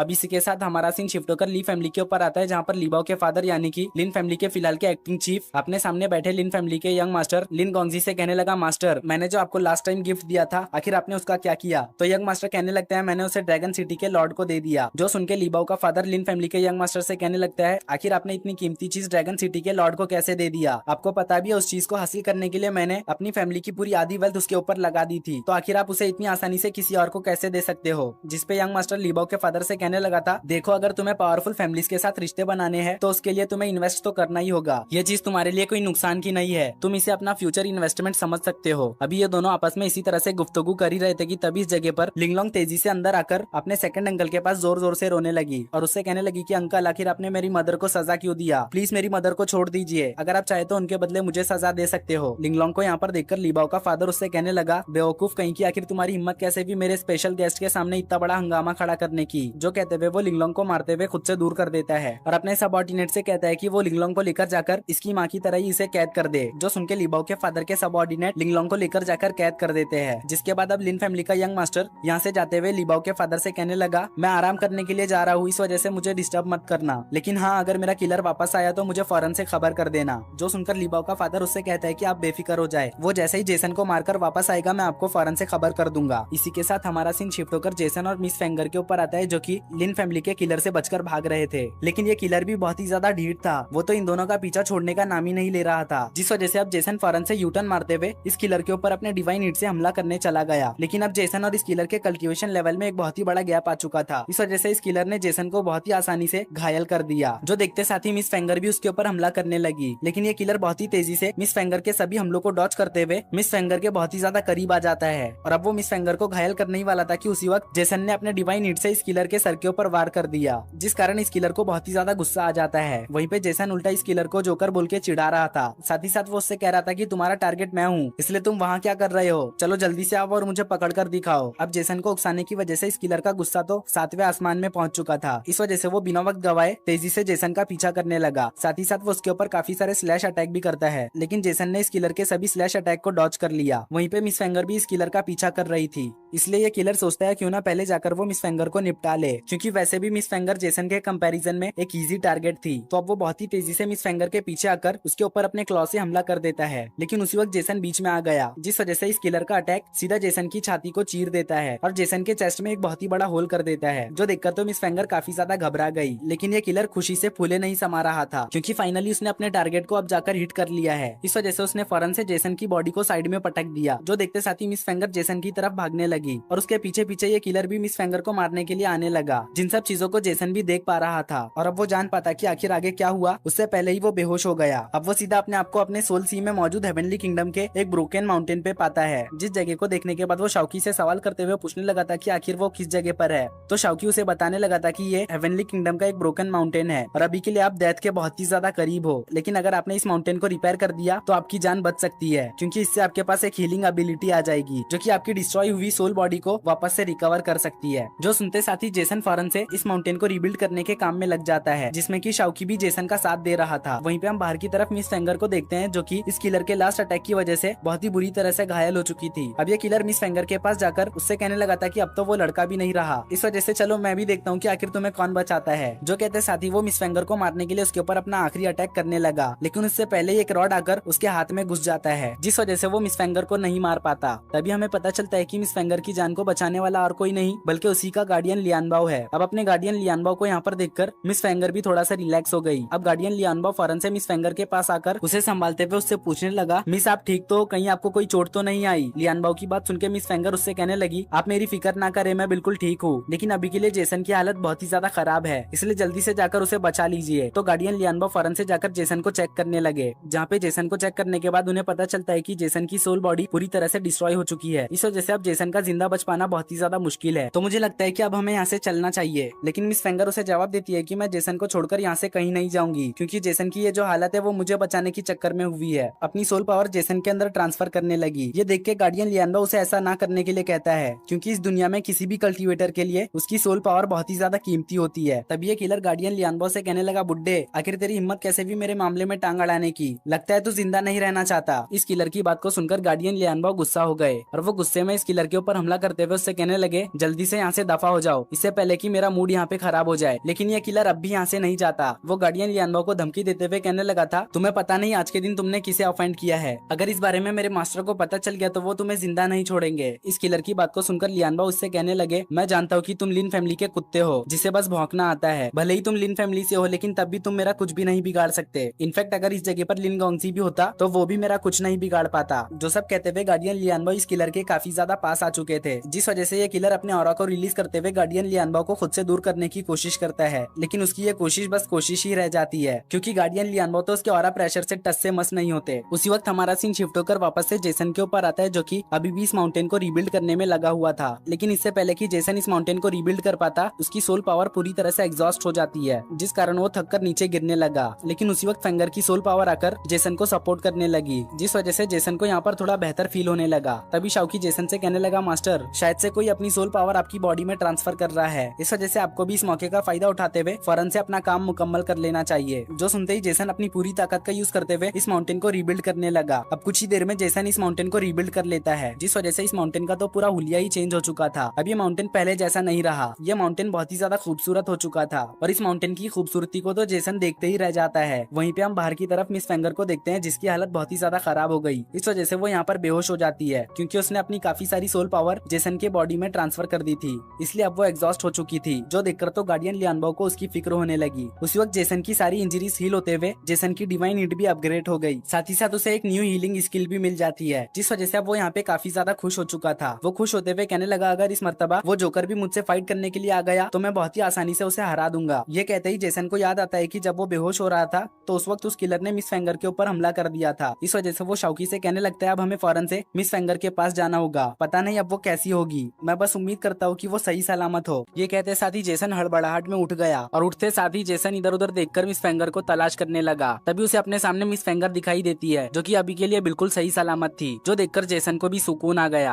अब वो मिस फेंगर से कहता है कि बाकी की सभी चीजें वो उसके ऊपर छोड़ दे, क्योंकि अब वो होश में आ चुका है, इस वजह से वो उस जोकर से फाइट कर सकता है। जो कहते साथ ही जेसन लिन फैमिली के किलर के साथ फाइट करने जाने लगा। जैसा कि वो अभी अभी मौत को छू के वापस आया था, इस वजह से उसके चेस्ट में दर्द होने लगा। जो देखते साथ ही शी फेंगर जेसन को आराम करने का कहती है और कहती है कि जेसन टेंगचोंग यानी कि उस किलर का टेंशन ना ले, वो बस यहाँ पर आराम करे, क्योंकि उस किलर को उसके गार्डियन लियानबाओ देख लेंगे। फेंगर के ये कहते ही हमें टेंगचोंग और गार्डियन लियानबाओ के बीच में फाइट दिखाई जाती है, जहाँ पर लियानबाओ इस किलर के ऊपर साफ तौर पर भारी पड़ता हुआ दिखाई दे रहे थे। इनफैक्ट ये किलर चाहे कितनी भी कोशिश कर ले लियानबाओ को हराने की, लेकिन लियानबाओ तो इसे पूरी तरह से डोमिनेट कर रहे थे। ऐसा लग रहा था कि जैसे ये किलर गार्डियन लियानबाओ के सामने एक छोटा बच्चा है। गार्डियन लियानबाओ की ऐसी पावर्स को देखकर जेसन भी थोड़ा सा शॉक था, क्योंकि लियानबाओ तो इस किलर को बहुत ही आसानी से संभाल रहे थे, जबकि ये किलर तो एक 3 स्टार का कल्टीवेटर है। इधर ये किलर गार्डियन लियानबाओ को हरा ना पाने की वजह से बहुत ही ज्यादा भड़क गया। इस वजह से अब वो अपने सोल और अपने ब्लड को जलाने लगा, ताकि गार्डियन लियानबाओ को हराने के लिए उसके पास एक्स्ट्रा पावर आ जाए। अब होता भी बिल्कुल ऐसा ही है, क्योंकि इस किलर की पावर अचानक से बहुत ही ज्यादा बढ़ जाती है और ये एक बहुत ही बड़े जाइंट में तब्दील हो जाता है, जिस वजह से अब इसका मुकाबला कर पाना गार्डियन लियानबाओ के लिए भी बिल्कुल भी इजी नहीं हो रहा था। इनफैक्ट अब ये किलर गार्डियन लियानबाओ पे भारी भी पड़ता जा रहा था। अब उसने एक पावरफुल अटैक करते हुए लियानबाओ को पीछे पुश कर दिया, जो देख के शी फेंगर को उनकी चिंता होने लगी। इस वजह से उसने अपने ड्यूकिन से काफी सारे स्लैश अटैक इस किलर के ऊपर कर दिए, जो जाकर इस किलर को हिट तो हो जाते हैं, लेकिन इससे किलर को कुछ भी फर्क नहीं पड़ता। उल्टा फेंगर की ही हालत खराब हो गई, क्योंकि उसने जेसन को अपनी काफी सारी सोल एनर्जी ट्रांसफर कर दी थी, जिस कारण अब उसके पास फाइट करने के लिए जरा भी सोल पावर नहीं बची। तो अब जेसन जाकर शी फेंगर को संभाल लेता है। वहीं पे वो इस किलर को देखकर इसकी कमजोरियां भी पता कर लेता है, जैसा कि ये किलर अब एक जाइंट में तब्दील हो चुका था, इस कारण इसकी मूवमेंट भी स्लो हो गई। और इसी चीज का फायदा उठाते हुए जेसन ने किलर के वीक पॉइंट को भी पता कर लिया। तो अब जेसन शाओकी को ऑर्डर देता है कि वो जाकर इस किलर के वीक पॉइंट पे निशान बना दे, ताकि लियानबाओ इसके वीक पॉइंट पे अटैक करते हुए इसे खत्म कर सके। अब जेसन ने यहाँ पे जैसा प्लान किया था, वहाँ पे उसी के हिसाब से शाओकी और लियानबाओ कोऑपरेट करते हुए काम कर रहे थे, जहाँ पे शाओकी जेसन के ऑर्डर पे इस किलर के सभी वीक पॉइंट्स पे निशान लगा देता है और लियानबाओ भी अपने हिस्से का काम करते हुए सभी निशानों पे हमला करते जा रहे थे, जिस वजह से ये किलर वीक पड़ गया और जेसन इसी मौके का फायदा उठा के एक फाइनल अटैक करते हुए इस किलर को खत्म कर देता है, जिससे बहुत ही खतरनाक एनर्जी रिलीज हुई थी। तो जेसन शी फेंगर और खुद को बचाने के लिए अपने सामने डिवाइन ईट का एक बैरियर बना लेता है, जिस कारण इस एनर्जी से शी फेंगर और जेसन को कुछ भी नहीं होता। लेकिन वहीं पे गार्डियन लियानबाओ को शी फेंगर की काफी ज्यादा फिक्र हो रही थी, इस वजह से वो शी फेंगर की ओर भागते हुए जाने लगे। लेकिन जेसन को लग रहा था कि वो उसके लिए परेशान हो रहे हैं, इस वजह से जेसन ने कहा कि आपको ज्यादा फिक्र करने की जरूरत नहीं। अभी जेसन का ये कहना ही था कि तभी हम गार्डियन लियानबाओ को देखते हैं, जो जेसन को इग्नोर मारते हुए मिस फेंगर के पास पहुंच गए, जहाँ पे वो मिस फेंगर से पूछने लगे थे कि यंग लेडी आप ठीक तो हो? तो मिस फेंगर उससे कहती है कि हाँ मैं बिल्कुल ठीक हूँ। अब ये सब देखकर यहाँ पे जेसन का पचका हो जाता है। उसी वक्त लियानबाओ जेसन से सवाल करते हुए पूछने लगे थे कि आखिर उसने किलर के वीक पॉइंट को पता करने के लिए कौन सी टेक्निक का यूज किया, जो सुन के जेसन को कुछ भी समझ नहीं आता कि वो क्या कहे, क्योंकि उसकी इस टेक्निक का कोई नाम था ही नहीं। उसने तो बस यूं ही किलर के मूवमेंट को देखकर कैलकुलेट किया था। तो इसलिए अब वो गार्डियन लियानबाओ से कहता है कि इसे कैलकुलेशन मैकेनिज्म कहते हैं। अब गार्डियन लियानबाओ को तो कैलकुलेशन मैकेनिज्म वगैरह के बारे में कुछ भी नहीं पता था, इसलिए वो जेसन से कहने लगे ये नाम तो मैं पहली बार सुन रहा हूँ, इस तरह की टेक्निक तो मैंने ना ही किसी किताब में पढ़ी और ना ही किसी से सुनी है। अब जेसन गार्डियन लियानबाओ के इस बात पे क्या जवाब दे उसे कुछ भी समझ नहीं आता, इसलिए वो इसे इग्नोर कर देता है। अब हमें कुछ देर बाद का सीन दिखाया जाता है जहाँ पे जेसन मिस फेंगर की इंजरीज को हील कर रहा था, और मिस फेंगर की इंजरीज को हील करने के दौरान जेसन को पता चलता है कि मिस फेंगर के पास कियोटिक बॉडी है, जिसे कि कियोटिक मार्शल सोल भी कहा जाता है, जो कि फिलहाल के लिए अभी इनएक्टिव है। तो शाओकी लॉर्ड किलिन के डिवाइन बुक में इस कियोटिक बॉडी के बारे में देखते हुए कहने लगा था, अगर इस कियोटिक बॉडी को एक्टिव करना है तो इसके लिए काफी सारे सोल बीस्टों की सोल एनर्जी लगेगी। जो सुन के जेसन कहने लगा था, अभी तक मेरी भी मार्शल सोल एक्टिवेट नहीं हुई, इसका मतलब मेरे पास भी कियोटिक मार्शल सोल है। शायद जब मैं भी सोल बीस्टों के सोल पावर को एब्जॉर्ब करूंगा तो मेरी मार्शल सोल एक्टिवेट हो जाएगी, बिल्कुल शी फेंगर की ही तरह। जिसपे शाओकी कहने लगा था, हाँ मास्टर आपने सही कहा, कियोटिक मार्शल सोल को एक्टिवेट करना बाकियों के मुकाबले बहुत ही ज्यादा डिफिकल्ट होता है, क्योंकि ये मार्शल सोल बहुत ही ज्यादा रेयर है। अब सीन शिफ्ट होकर हमें बाहर की तरफ दिखाया जाता है, जहाँ पर जेसन ने शी फेंगर के इंजरीज को पूरी तरह से हिल कर दिया था। जेसन की स्किल्स को देखकर तो लियानबाओ काफी ज्यादा हैरान थे, और वो जेसन से काफी ज्यादा इंप्रेस भी नजर आ रहे थे।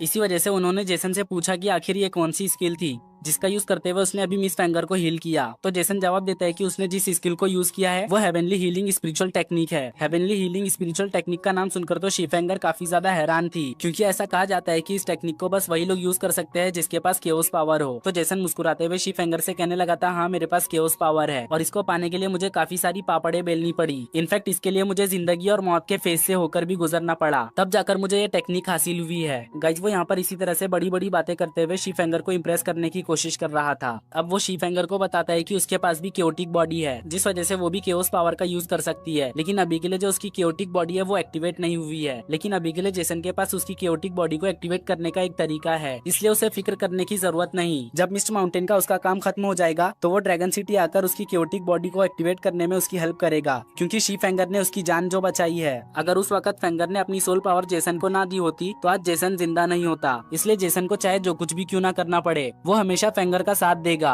जेसन के मुंह से ये बात सुनकर मिस फेंगर थोड़ी सी शर्माने लगी। उसी वक्त गार्डियन लियानबाओ कबाब में हड्डी बनते हुए जेसन से कहने लगा, देखो बच्चे, मैं जानता हूँ कि तुम मिस फेंगर की फायदे की बात कर रहे हो, लेकिन तुमने जो अभी प्रोसेस बताया है वो बहुत ही ज्यादा खतरनाक है, जिसमें कि मिस फेंगर की जान को भी खतरा हो सकता है। तो जेसन लियानबाओ से कहते हैं कि सीनियर, आपको फिक्र करने की जरूरत नहीं, मैं इस फील्ड में बहुत ही ज्यादा माहिर हूँ, इसलिए आप इन सब चीजों को मुझ पर छोड़ सकते हो। मेरा यकीन करे, मेरे अलावा शायद ही कोई ऐसा पर्सन होगा जो कि मिस फेंगर की कियोटिक बॉडी को एक्टिवेट कर पाएगा। तो आप चाहो या ना चाहो, मुझ पर आपको भरोसा करना ही होगा। जेसन के ये कहते ही हमें आधी रात का सीन दिखाया जाता है, जहाँ पे जेसन मुस्कुराते हुए खुली आंखों से सपना देख रहा था। तो शाओकी उससे सवाल करते हुए पूछने लगा था, मास्टर कहीं आप मिस फेंगर के बारे में तो नहीं सोच रहे? अगर मैं सच कहूँ तो मिस फेंगर बहुत ही ज्यादा खूबसूरत है। तो जेसन कहता है कि हाँ, तुम बिल्कुल सही कह रहे हो, मिस फेंगर तो बिल्कुल एक परी की तरह खूबसूरत है। अभी जेसन ने ये कहा ही था कि तभी मिस फेंगर उसके पास आ गई। इस वजह से जेसन यहाँ पे काफी ज्यादा हड़बड़ा गया। अब मिस फेंगर उससे पूछने लगी थी कि आखिर अब तक वो सोया क्यों नहीं। मिस फेंगर के इस सवाल का जेसन के पास कोई भी आंसर नहीं था। इस वजह से वो सीधा बात को पलटते हुए मिस फेंगर से पूछने लगा कि वो अचानक से कैरेज से बाहर क्यों आ गई। तो मिस फेंगर जेसन के पास बैठते हुए उससे कहने लगती है, मैं जानती हूँ कि कल के दिन तुम मिस्ट माउंटेन की ओर रवाना हो जाओगे, तो बस मैं तुमसे ये पूछने आई थी कि क्या मैं भी तुम्हारे साथ चल सकती हूँ। ये सुन के जेसन काफी ज्यादा हैरान हो गया। वो मिस फेंगर से कहने लगा, आखिर तुम मेरे साथ क्यों जाना चाहती हो? मिस्ट माउंटेन बहुत ही ज्यादा खतरनाक है, अगर तुम मेरे साथ जाओगी तो तुम्हें काफी सारे खतरों का सामना करना होगा। तो शी फेंगर कहती है कि मैं इन सभी खतरों का सामना करने के लिए तैयार हूँ, क्योंकि अभी की जो मेरी सिचुएशन है वो करो या मरो वाली है। अब शी फेंगर की ऐसी बात सुन के जेसन को कुछ भी समझ नहीं आता। तो शी फेंगर उसे अपनी कहानी बताने लगी। दरअसल बात यह है कि जब मैं ड्रैगन सिटी जाऊंगी तब मेरे फादर फैमिली के फायदे के लिए मेरी पॉलिटिकल मैरिज करवा देंगे,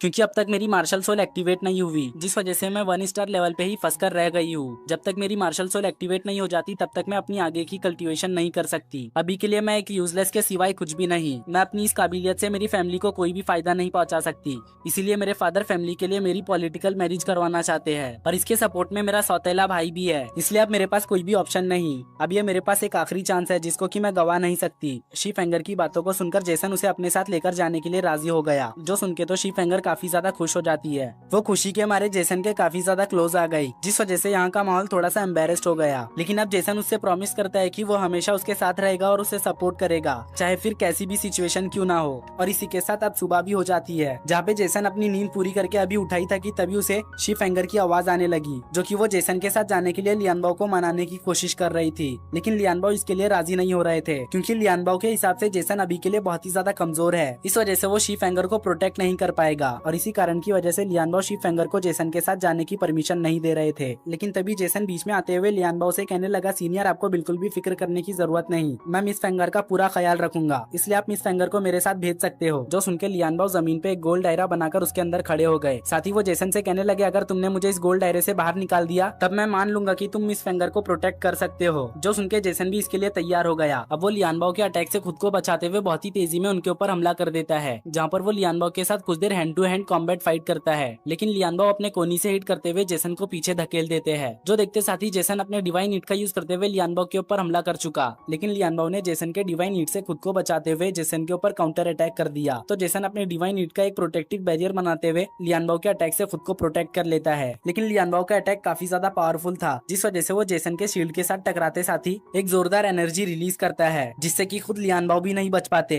इनफैक्ट उनका एक पैर दायरे से बाहर भी हो गया, लेकिन वक्त रहते ही वो दायरे के अंदर आ गए। अभी उन्होंने खुद को संभाला ही था कि उसी वक्त जेसन ने उनके ऊपर मल्टीपल डिवाइन हीट से हमला कर दिया। तो वो अपने वेपन का यूज करते हुए जेसन के मल्टीपल हीटों से खुद को बचा लेते हैं। लेकिन जेसन यहीं पर नहीं रुकता, वो वापस से जाकर लियानबाओ के साथ हैंड टू हैंड फाइट करने लगा, जिसमें कि जेसन ने लियानबाओ के वेपन को लियानबाओ से दूर कर दिया। तो अब लियानबाओ अपने वेपन को लेने के लिए जंप करते हैं, लेकिन जेसन उन्हें अपने वेपन को लेने नहीं देता और अपने डिवाइन हीट से हमला करते हुए उन्हें डिस्ट्रैक्ट कर देता है। साथ ही साथ वो उनके वेपन को भी ले लेता है। बट इधर लियानबाओ भी कोई कच्चे खिलाड़ी नहीं थे, उन्होंने भी जेसन के डिवाइन हीट को कंट्रोल करते हुए अपने कब्जे में ले लिया। लेकिन अब काफी ज्यादा देर हो चुकी थी, क्योंकि उसी वक्त जेसन ने लियानबाओ के ऊपर अपने पंच से हमला कर दिया, जिसको ब्लॉक करने के चक्कर में लियानबाओ सर्कल से बाहर हो गए। और अब जेसन ने साबित कर दिया था कि वो मिस फेंगर को प्रोटेक्ट कर सकता है। जेसन की काबिलियत को देखकर लियानबाओ काफी ज्यादा खुश थे। अब उन्हें यकीन हो चुका था कि जेसन मिस की हिफाजत करने के लायक है, इसलिए वो हंसते हुए कहने लगे थे, जेसन तुम्हारा फ्यूचर बहुत ही ज्यादा ब्राइट है, तुम फ्यूचर में आसमान के वो परिंदे बनोगे जिसको कोई भी कैच नहीं कर पाएगा। जो कहकर लियानबाओ जेसन को उसका डिवाइन हीट लौटा देते हैं। तो जेसन भी बहुत ही रिस्पेक्ट के साथ लियानबाओ को उनका वेपन दे देता है। तो लियानबाओ अपने वेपन को लेने के साथ जेसन को एक टोकन देते हैं, जो कि सफर में ये टोकन जेसन के लिए क्रेडिट कार्ड की तरह काम करेगा। लेकिन ये देने के साथ ही वो जेसन के बहुत ही ज्यादा करीब आकर उसके कान में उससे कहते हैं कि अगर इस सफर में मिस को कोई भी परेशानी हुई और इस बारे में मुझे पता चला तो मैं तुम्हें बिल्कुल भी जिंदा नहीं छोड़ूंगा, मैं तुम्हारे सर के टुकड़े टुकड़े कर दूंगा, इसलिए थोड़ा सावधान रहना।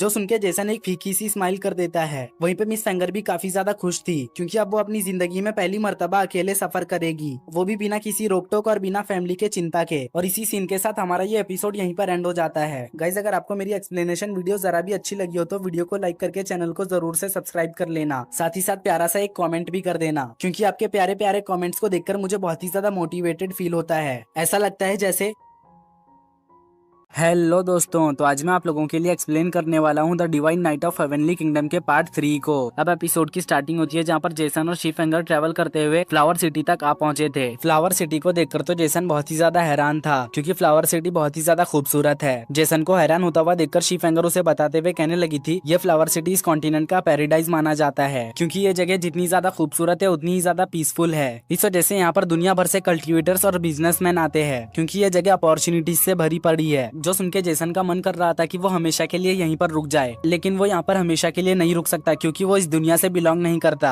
तो यूं ही बातें करते करते जेसन की बोट सिटी के बहुत ही ज्यादा पास आ गई, जहाँ पर दो कल्टीवेटर्स आपस में फाइट कर रहे थे। उसी वक्त इस जगह पर दो पर्सन आ गए, जिनको देखते साथ ही ये सभी उनके सामने ग्रीट करते हुए झुक गए। अब इन दोनों पर्सन को देखते साथ ही शाओकी भी बाहर आ गया। वो कहने लगा, ये दोनों तो 5 स्टार के कल्टीवेटर है, मैंने सोचा नहीं था कि इस जगह पर 5 स्टार का कल्टीवेटर भी देखने को मिलेगा। सच में सिटी ऑफ फ्लावर तो बहुत ही ज्यादा कमाल का है। अब 5 स्टार के कल्टीवेटर का सुनके तो जेसन भी बहुत ही ज्यादा शौक था। साथ ही साथ वो कहने लगा, आखिर इतने पावरफुल कल्टीवेटर्स यहाँ पे कर क्या रहे हैं। तो शीफेंगर उसे बताती है कि ये दोनों फ्लावर सेक्ट के एल्डर्स है, इसी वजह से ये इतने ज्यादा पावरफुल है, क्योंकि जो फ्लावर सेक्ट है वो फ्लावर सिटी को ओन करता है। और ऐसा कहा जाता है कि फ्लावर सेक्ट का लीडर 9 स्टार का सोल मास्टर है। लेजेंड्स का तो ये भी कहना है कि वो ह्यूमैनिटी का सबसे पहला सोल कल्टीवेटर है। अब 9 स्टार लेजेंडरी कल्टीवेटर का सुनके तो जेसन भी बहुत ही ज्यादा हैरान था। उसी वक्त शाओकी जेसन से कहने लगा, मास्टर, मुझे लगता है कि फ्लावर सेक्ट के मास्टर को स्काई फायर थंडर सीड के बारे में पता होगा। तो जेसन कहता है कि हाँ, ऐसा हो सकता है, क्योंकि वो इस कॉन्टिनेंट का टॉप कल्टीवेटर है, तो इस वजह से कुछ कहा नहीं जा सकता।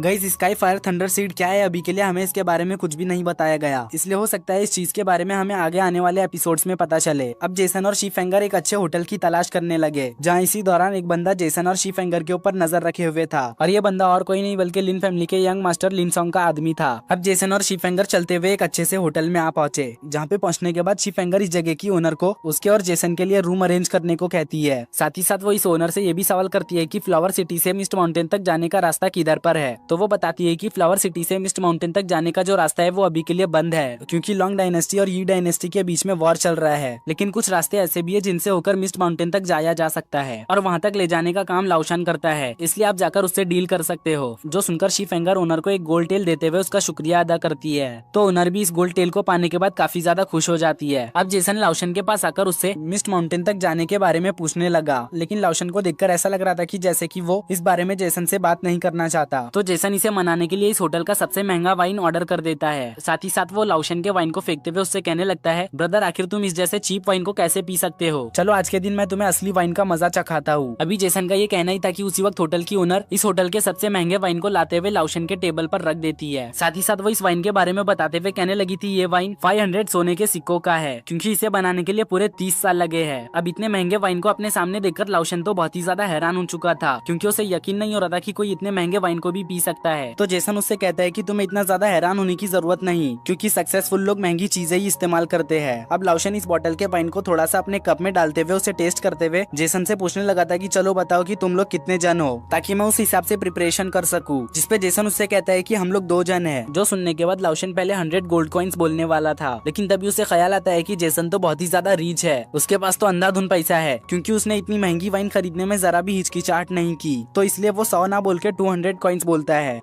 जो सुनते ही शीफेंगर उसके सामने पैसों की एक पोटली फेंक देती है, जिसके अंदर अभी के लिए 100 गोल्ड कॉइन्स थे और बाकी के गोल्ड कॉइन्स लाओशन को वो काम हो जाने के बाद देने वाली थी। तो लाओशन फौरन से इसके लिए मान गया, क्योंकि ये डील उसके लिए फायदे की थी। अब लाओशन एक मैप निकालते हुए जेसन और शीफेंगर से कहने लगा, कल सुबह तुम इस लोकेशन पर आ जाना, वहीं से हम मिस्ट माउंटेन जाने का सफर स्टार्ट करेंगे। अब डील पक्की हो जाने के बाद जेसन फौरन से 500 गोल्ड कॉइन वाली वाइन को चट कर जाता है, जिसके बाद वो शीफेंगर के साथ अपने रेस्ट रूम की ओर चला गया। और वहीं पे लाओशन अपने सामने खाली बोतल को देखकर समझ चुका था कि जेसन ने उसे चूना लगा दिया। अब हम रात के वक्त का सीन देखते हैं, जहाँ पर जेसन लॉर्ड किलियन की डिवाइन बुक को रीड कर रहा था। उसी वक्त होटल की मैनेजर जेसन के लिए खाना लेकर आ गई। गाइस, ये जो लेडी है वो होटल की ओनर नहीं है, दरअसल मुझसे मिस्टेक हो गई, इस वजह से आप इस पर ज्यादा ध्यान ना दे। अब लेडी मैनेजर जेसन से कहने लगी थी, यंग मास्टर, जैसा कि आप कल सुबह मिस्ट माउंटेन जा रहे हो तो इस वजह से सावधान रहना, क्योंकि आज से पहले भी कई सारे लोग मिस्ट माउंटेन में गए लेकिन वो वापस नहीं आए, क्योंकि मिस्ट माउंटेन तक जाने का ये जो अनऑफिशियल रास्ता है वो बहुत ही ज्यादा डेंजरस है। लोग मिस्ट माउंटेन पहुंचने से पहले ही मारे जाते हैं। उसे सावधान करने के लिए जेसन मैनेजर को एक गोल्ड कॉइन देता है। साथ ही साथ वो उससे पूछता है कि होटल का ओनर किस तरह का पर्सन है, जिसपे ये लेडी मैनेजर जवाब देती है कि जो होटल का ओनर है वो अक्सर ट्रैवल करते रहते हैं, क्योंकि जो उनकी बेटी है उसके पास केओस स्पिरिट है, लेकिन वो केओस स्पिरिट इनकम्प्लीट है, तो वो इसी का क्योर ढूंढने के लिए ट्रैवल करते रहते हैं। वैसे वो बहुत ही काइंड और गुड पर्सन है। अब केओस स्पिरिट का नाम सुनके तो जेसन और शाओकी भी बहुत ही ज्यादा हैरान हो चुके हैं, क्योंकि केओस स्पिरिट बहुत ही ज्यादा रेयर मानी जाती है। और जेसन ये भी समझ चुका था कि होटल का जो ओनर है वो कोई मामूली पर्सन तो होगा नहीं, वो जरूर कोई बहुत ही पावरफुल पर्सन होगा। इसी वजह से तो उसकी बेटी के पास केओस स्पिरिट है। और अब इसी बातचीत के साथ सुबह भी हो गई, तो इस वजह से जेसन शीफेंगर को लेकर लाओशन के बताए गए जगह पर आ गया, लेकिन उसे इस जगह पर लाओशन नहीं दिखाई देता। इस वजह से उसे लगने लगा था कि कहीं लाओशन ने उसे धोखा तो नहीं दिया। अभी उसका ये सोचना ही था कि तभी लाओशन छुपके छुपाते जेसन के पास आकर उसके कंधे पर अपना हाथ रख देता है, जिस वजह से जेसन डर चुका। जो देखकर लाओशन उससे कहने लगा था, तुम तो सच में एक नंबर के डरपोक बच्चे हो, अगर तुम यहीं पर इस तरह से डर रहे हो तो पता नहीं रास्ते में तुम्हारा क्या हाल होगा। जो सुनके जेसन उसे चिढ़ाने लगा। अब लाओशन जेसन को अपने एक साथी से लाकर मिलवाता है, जिसका नाम यान कुनियुन था। तो जेसन उसे अपना नाम बताते हुए उससे कहने लगा था, ब्रदर मुझे उम्मीद है कि आपको मेरी ग्रीटिंग पसंद आई होगी। अभी उसका ये कहना ही था कि तभी यान कुनियुन ने जेसन के ऊपर अटैक कर दिया, लेकिन जेसन अपने डिवाइन हिट का यूज करते हुए उसके अटैक को ब्लॉक कर लेता है। जो देखकर यान कुनियुन हंसते हुए कहने लगा था, बहुत अच्छे बच्चे, जिस तरह से तुम अभी सावधान थे वैसे ही रास्ते में भी रहना, क्योंकि हमारी जिम्मेदारी तुम्हें प्रोटेक्ट करने की नहीं बल्कि तुम्हें रास्ता दिखाने की है। ये बात सुनके तो जेसन को उसके ऊपर गुस्सा आ रहा था, इस वजह से वो उसे सबक सिखाने जाने लगा। लेकिन तभी एक बंदी जो कि पेड़ पर बैठी हुई थी वो जेसन को रोकते हुए उससे कहने लगी कि तुम उसके बातों पर ध्यान मत दो, वो तो बस तुमसे यूं ही मजाक कर रहा था, तुम फिक्र मत करो, हम तुम्हें रास्ते में भी प्रोटेक्ट करेंगे। ये सुन के जेसन इस लड़की से कहता है कि माय डियर सिस्टर, तुम्हारा थैंक यू। जेसन के मुंह से सिस्टर वर्ड सुन के ये लड़की जेसन से कहने लगी, मेरा नाम टेंग्यूवी है, इसलिए तुम मुझे सिस्टर मत बोलना। तो जेसन टेंग्यूवी से कहता है कि ठीक है, मैं समझ चुका, अब से मैं तुम्हें टेंग्यूवी कहूंगा, तो तुम बिल्कुल भी फिक्र मत करो। जो कहने के बाद अब ये सभी आगे जाने लगे, लेकिन यान कुनियुन जेसन को टीज करने के लिए उसे धक्का देकर आगे निकल जाता है, जिस वजह से जेसन को यान कुनियुन के ऊपर बहुत ही ज्यादा गुस्सा आ रहा था। लेकिन शीफेंगर उसे शांत करा देती है और अब ये सभी अपनी जर्नी को स्टार्ट कर देते हैं। जिसके बाद दूसरे सीन में हमें लिन फैमिली के यंग मास्टर लिनसोंग को दिखाया जाता है, जो कि अपने घर पे बैठ के आराम कर रहा था। लेकिन तभी उसके 2 चमचे आकर उसे बताते हैं कि जेसन अभी भी जिंदा है और वो अभी के लिए फ्लावर सिटी में मौजूद है। ये सुनके लिनसोंग को कुछ भी समझ नहीं आता। वो अपने चमचों से सवाल करते हुए पूछने लगा था आखिर टेंगचोंग ने उसे अब तक मारा क्यों नहीं, जिस पर उसके चमचे उसे जवाब देते हैं कि जब लास्ट टाइम टेंगचोंग ने उनसे कांटेक्ट किया था तब वो फेंगयून वैली में था, लेकिन अचानक से टेंगचोंग का कांटेक्ट कट ऑफ हो गया, जो बात बहुत ही ज्यादा स्ट्रेंज है। ये सब सुनकर लिनसोंग भी सोच में पड़ गया। उसी वक्त उसके चमचे उसे बताते हैं कि मिस्ट माउंटेन में 5th स्टार का आयरन पाइथन अपीयर हुआ है। अगर आप उसे मार के उसके कोर को एब्जॉर्ब कर लेते हो तो आप बहुत ही जल्द ब्रेक थ्रू कर जाओगे। अब आयरन पाइथन का सुन के तो लिनसोंग की खुशी का ठिकाना ही नहीं रहता। लिनसोंग उसी वक्त अपने चमचों को ऑर्डर देता है कि वो सभी अपना बोरिया बिस्तरा बांधकर तैयार हो जाए, क्योंकि अब हम उस आयरन पाइथन का शिकार करने जाएंगे। लिनसोंग के इसी बात के साथ हमारा सीन शिफ्ट होकर लाओशन के ऊपर आता है, जो कि मिस्ट माउंटेन की ओर जाने वाले रास्ते के बीच में सभी लोगों को एक एक पील दे देता है, क्योंकि ये जगह पॉइजनस है। लेकिन उसी वक्त इन लोगों को यहाँ पर कुछ अनयूजुअल महसूस हुआ, इसलिए ये सभी फाइट के लिए तैयार हो गए अपने अपने वेपन को निकाल के। उसी वक्त यहाँ मौजूद फॉग में से यान कुनयुन जैसा दिखने वाला एक बंदा यान कुनयुन के ऊपर हमला कर देता है, लेकिन यान कुनयुन उसके अटैक को ब्लॉक कर चुका, जिस वजह से वो यहाँ से डिसअपियर हो गया। वहीं पर टैंग यूवी के ऊपर भी इसी तरह का हमला हो गया, तो टैंग यूवी हमले को डॉज करते हुए अपने हमशक्ल को खत्म कर देती है। अब लाओशन सभी लोगों से कहने लगा था कि वो सभी यहाँ पर सावधान रहे, क्योंकि इस जगह पे सच और झूठ में कोई भी अंतर नहीं। उसका भी ये कहना ही था कि तभी इस जगह पर एक बहुत ही खतरनाक स्पाइडर मॉन्स्टर आ गया, और इस स्पाइडर मॉन्स्टर की खासियत ये थी कि ये इल्यूजन बनाने में बहुत ही ज्यादा माहिर था।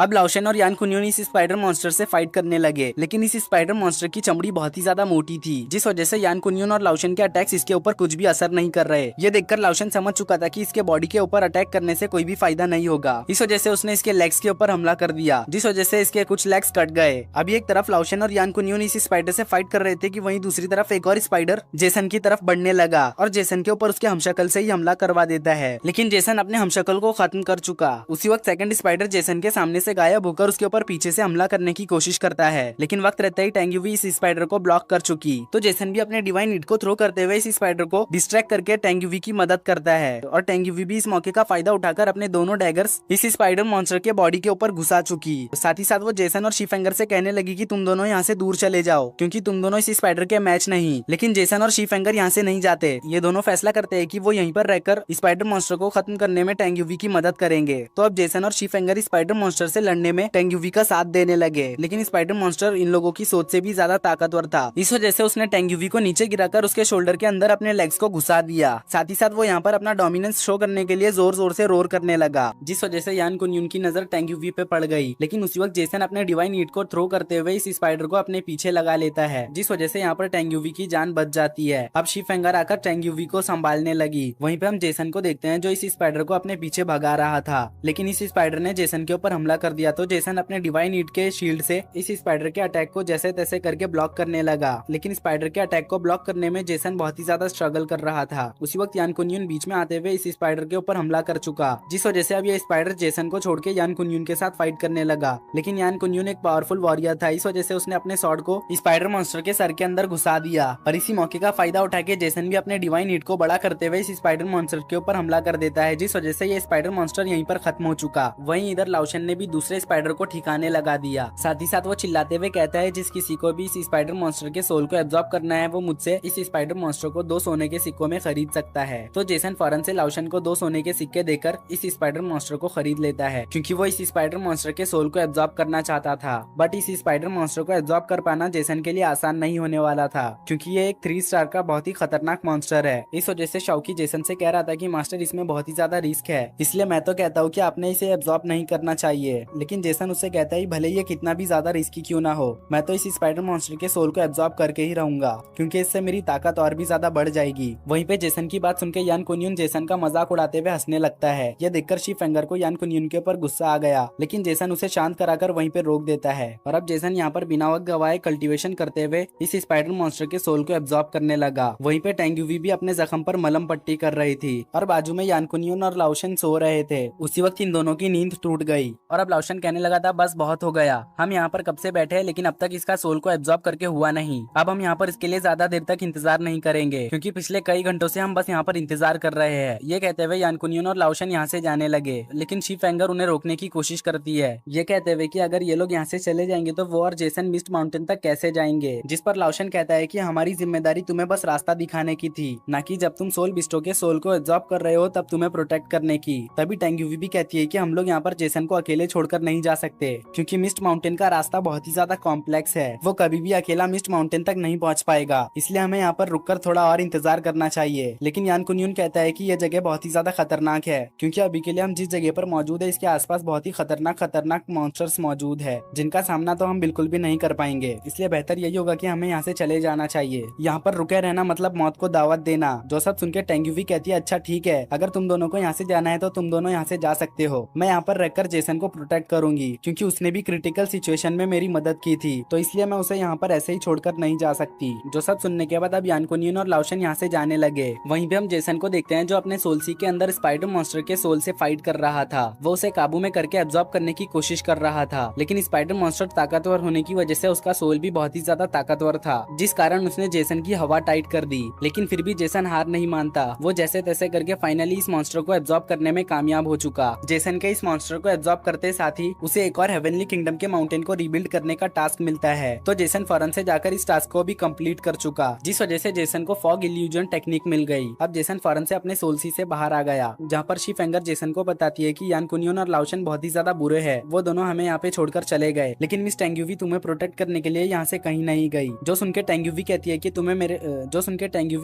तुम्हें इन सब चीजों के बारे में सोचने की कोई भी जरूरत नहीं। मैं तो बस जेसन ने जो मुझ पर एहसान किया था उसे उतारने की कोशिश कर रही थी। चलो अब हमें यहाँ से निकलना होगा। अगर हम जल्दी जल्दी गए तो हम उन दोनों को कैच कर लेंगे। जो सुन के जेसन और शिफेंगर मिस टेंग्यूवी के पीछे पीछे जाने लगे, लेकिन कुछ दूर चलने के बाद ही मिस टेंग्यूवी बेहोश हो गई, क्योंकि उसकी हालत स्पाइडर मॉन्स्टर के अटैक की वजह से खराब होती जा रही थी। जो देखकर जेसन और शिफेंगर को मिस टेंग्यूवी की चिंता होने लगती है, लेकिन मिस टेंग्यूवी कहने लगी तुम दोनों को मेरी चिंता करने की कोई भी जरूरत नहीं, मुझे कुछ भी नहीं होगा, तुम बस यहाँ से बाहर निकलने का रास्ता ढूंढो। लेकिन जेसन मिस टेंग्यूवी से कहता है कि हम यहाँ से जब चाहे तब जा सकते हैं, लेकिन फिलहाल के लिए जरूरी ये है कि आप अपनी इंजरीज को हील करें। जिस पे फेंगर भी कहती है कि हाँ जेसन बिल्कुल ठीक कह रहा है, आपको यहाँ पर सबसे पहले अपनी इंजरीज हील करनी चाहिए। लेकिन उसी वक्त मिस टेंग्यूवी को यहाँ पर कुछ फील हुआ, इसलिए वो फौरन से अपने वेपन को लेकर एक्शन मोड में आ चुकी। लेकिन शिफेंगर उससे कह रही थी कि मिस आपको यहाँ पर आराम करने की जरूरत है, आप इस तरह से मूव नहीं हो सकती। तभी शाओकी जेसन से कहता है कि मास्टर बुरा हुआ, हमारी तरफ एक 4 स्टार का सोल बीस्ट बढ़ रहा है जो बहुत ही ज्यादा खतरनाक है, जिसका मुकाबला आप नहीं कर सकते। ये सुनते ही जेसन शाओकी से इस जगह पर फॉग इल्यूजन टेक्निक का यूज करने को बोलता है, तो शाओकी भी फौरन से इस जगह पर फॉग फैलाते हुए इल्यूजन क्रिएट कर चुका। तभी इस जगह पर विंड शैडो वुल्फ आ चुका, जो कि इन लोगों के बहुत ही ज्यादा करीब था, लेकिन इल्यूजन टेक्निक की वजह से ये लोग दिखाई नहीं दे रहे थे। तो अब यहाँ पर कुछ न मिलने की वजह से ये वुल्फ यहाँ से चला गया, जिस वजह से अब जेसन और बाकी के लोग राहत की सांस लेते हैं। लेकिन मिस टेंग्यूवी यहाँ पर दोबारा से बेहोश हो चुकी, क्योंकि उसकी बॉडी से बहुत ही ज्यादा खून बह रहा था। ये देखकर जेसन अपनी हीलिंग टेक्निक का यूज करते हुए मिस टेंग्यूवी को हील करने की कोशिश करने लगा। तब तक शिफेंगर पानी लाने चली गई और अब जेसन ने सक्सेसफुली मिस टेंग्यूवी के जख्मों को हील कर दिया था, जिस वजह से अब मिस टेंग्यूवी के जख्मों से खून निकलना बंद हो चुका और मिस टेंग्यूवी भी यहाँ पर होश में आ चुकी। लेकिन वो जेसन को अपने इतने ज्यादा करीब देखकर जेसन को लात मार के खुद से दूर कर देती है और फौरन से अपने वेपन को उसके गले पे तानते हुए कहती है चलो बताओ कि आखिर तुम क्या कर रहे थे। तो जेसन कहता है कि रुक जा मेरी माँ, जैसा तू समझ रही है वैसा कुछ भी नहीं है, मैं तो बस तेरे जख्मों को हील कर रहा था। अगर तुम्हें मुझ पे यकीन नहीं तो तुम अपने जख्मों को चेक कर सकती हो। सच कहूँ तो मैं बिल्कुल भी गुड पर्सन नहीं। ये सुनते ही टेंग्यूवी फौरन से अपने वेपन को जेसन के गले के और भी ज्यादा करीब कर चुकी। तो जेसन घबराते हुए कहने लगा था मेरा मतलब मैं बहुत ही ज्यादा शरीफ और गुड पर्सन हूँ। जो सुनने के बाद टेंग्यूवी जेसन को छोड़ देती है। साथ ही साथ वो जेसन से कहती है कि अगर नेक्स्ट टाइम तुम ऐसा कुछ करने की कोशिश करोगे तो मैं उसी वक्त तुम्हारा सर धड़ से अलग कर दूंगी। ये सुनने के बाद जेसन कहता है आज के बाद दोबारा ऐसा कभी भी नहीं होगा, इसलिए तुम बेफिक्र रहो। अभी जेसन का ये कहना ही था कि तभी जेसन फिसलकर सीधा टेंग्यूवी के ऊपर जा गिरा, जिस वजह से यहाँ पर एक ऑकवर्ड सिचुएशन क्रिएट हो जाती है। सच कहूँ तो ये सीन बहुत ही ज्यादा फनी है और अब ये दोनों फौरन से उठ खड़े हुए और अपोजिट डायरेक्शन में देखने लगे, क्योंकि इन दोनों को एक दूसरे को फेस करने की हिम्मत नहीं हो रही थी। उसी वक्त शिफेंगर पानी लेकर वापस आ जाती है। साथ ही साथ वो इन दोनों को इस तरह से खड़ा हुआ देखकर सवाल करते हुए पूछने लगती है आखिर तुम दोनों को क्या हुआ, तुम दोनों इस तरह से बिहेव क्यों कर रहे हो। जिस पे जेसन कहता है कि नहीं तो हमें तो कुछ भी नहीं हुआ, हम तो बस यहाँ पर तुम्हारा इंतजार कर रहे थे, क्या तुम पानी लेकर आ गई। जिस पे शिफेंगर कहती है हाँ मैं पानी लेकर आ चुकी। अब वो मिस टेंग्यूवी को वाटर बॉटल देते हुए कहती है कि मिस आपको अपने जख्मों की पट्टियों को चेंज कर लेना चाहिए। जो सुनकर मिस टेंग्यूवी जेसन और शिफेंगर का शुक्रिया अदा करने लगी, जिसके बाद वो अपने जख्म के पट्टी को चेंज करने चली जाती है और इसी के साथ हमारा ये सीन यहीं पर कट हो चुका। जिसके बाद हमारा सीन शिफ्ट होकर लिन फैमिली के यंग मास्टर लिनसोंग के ऊपर आता है, जो कि अपने साथियों के साथ मिलकर टेंगचोंग की मौत का पता लगाने के लिए आया हुआ था। तो उसे यहाँ पर कुछ फाइटिंग के निशानात मिलते हैं, लेकिन ये किसी वेपन के नहीं थे। तो लिनसोंग ली फैमिली के हेड से पूछता है कि क्या जेसन के पास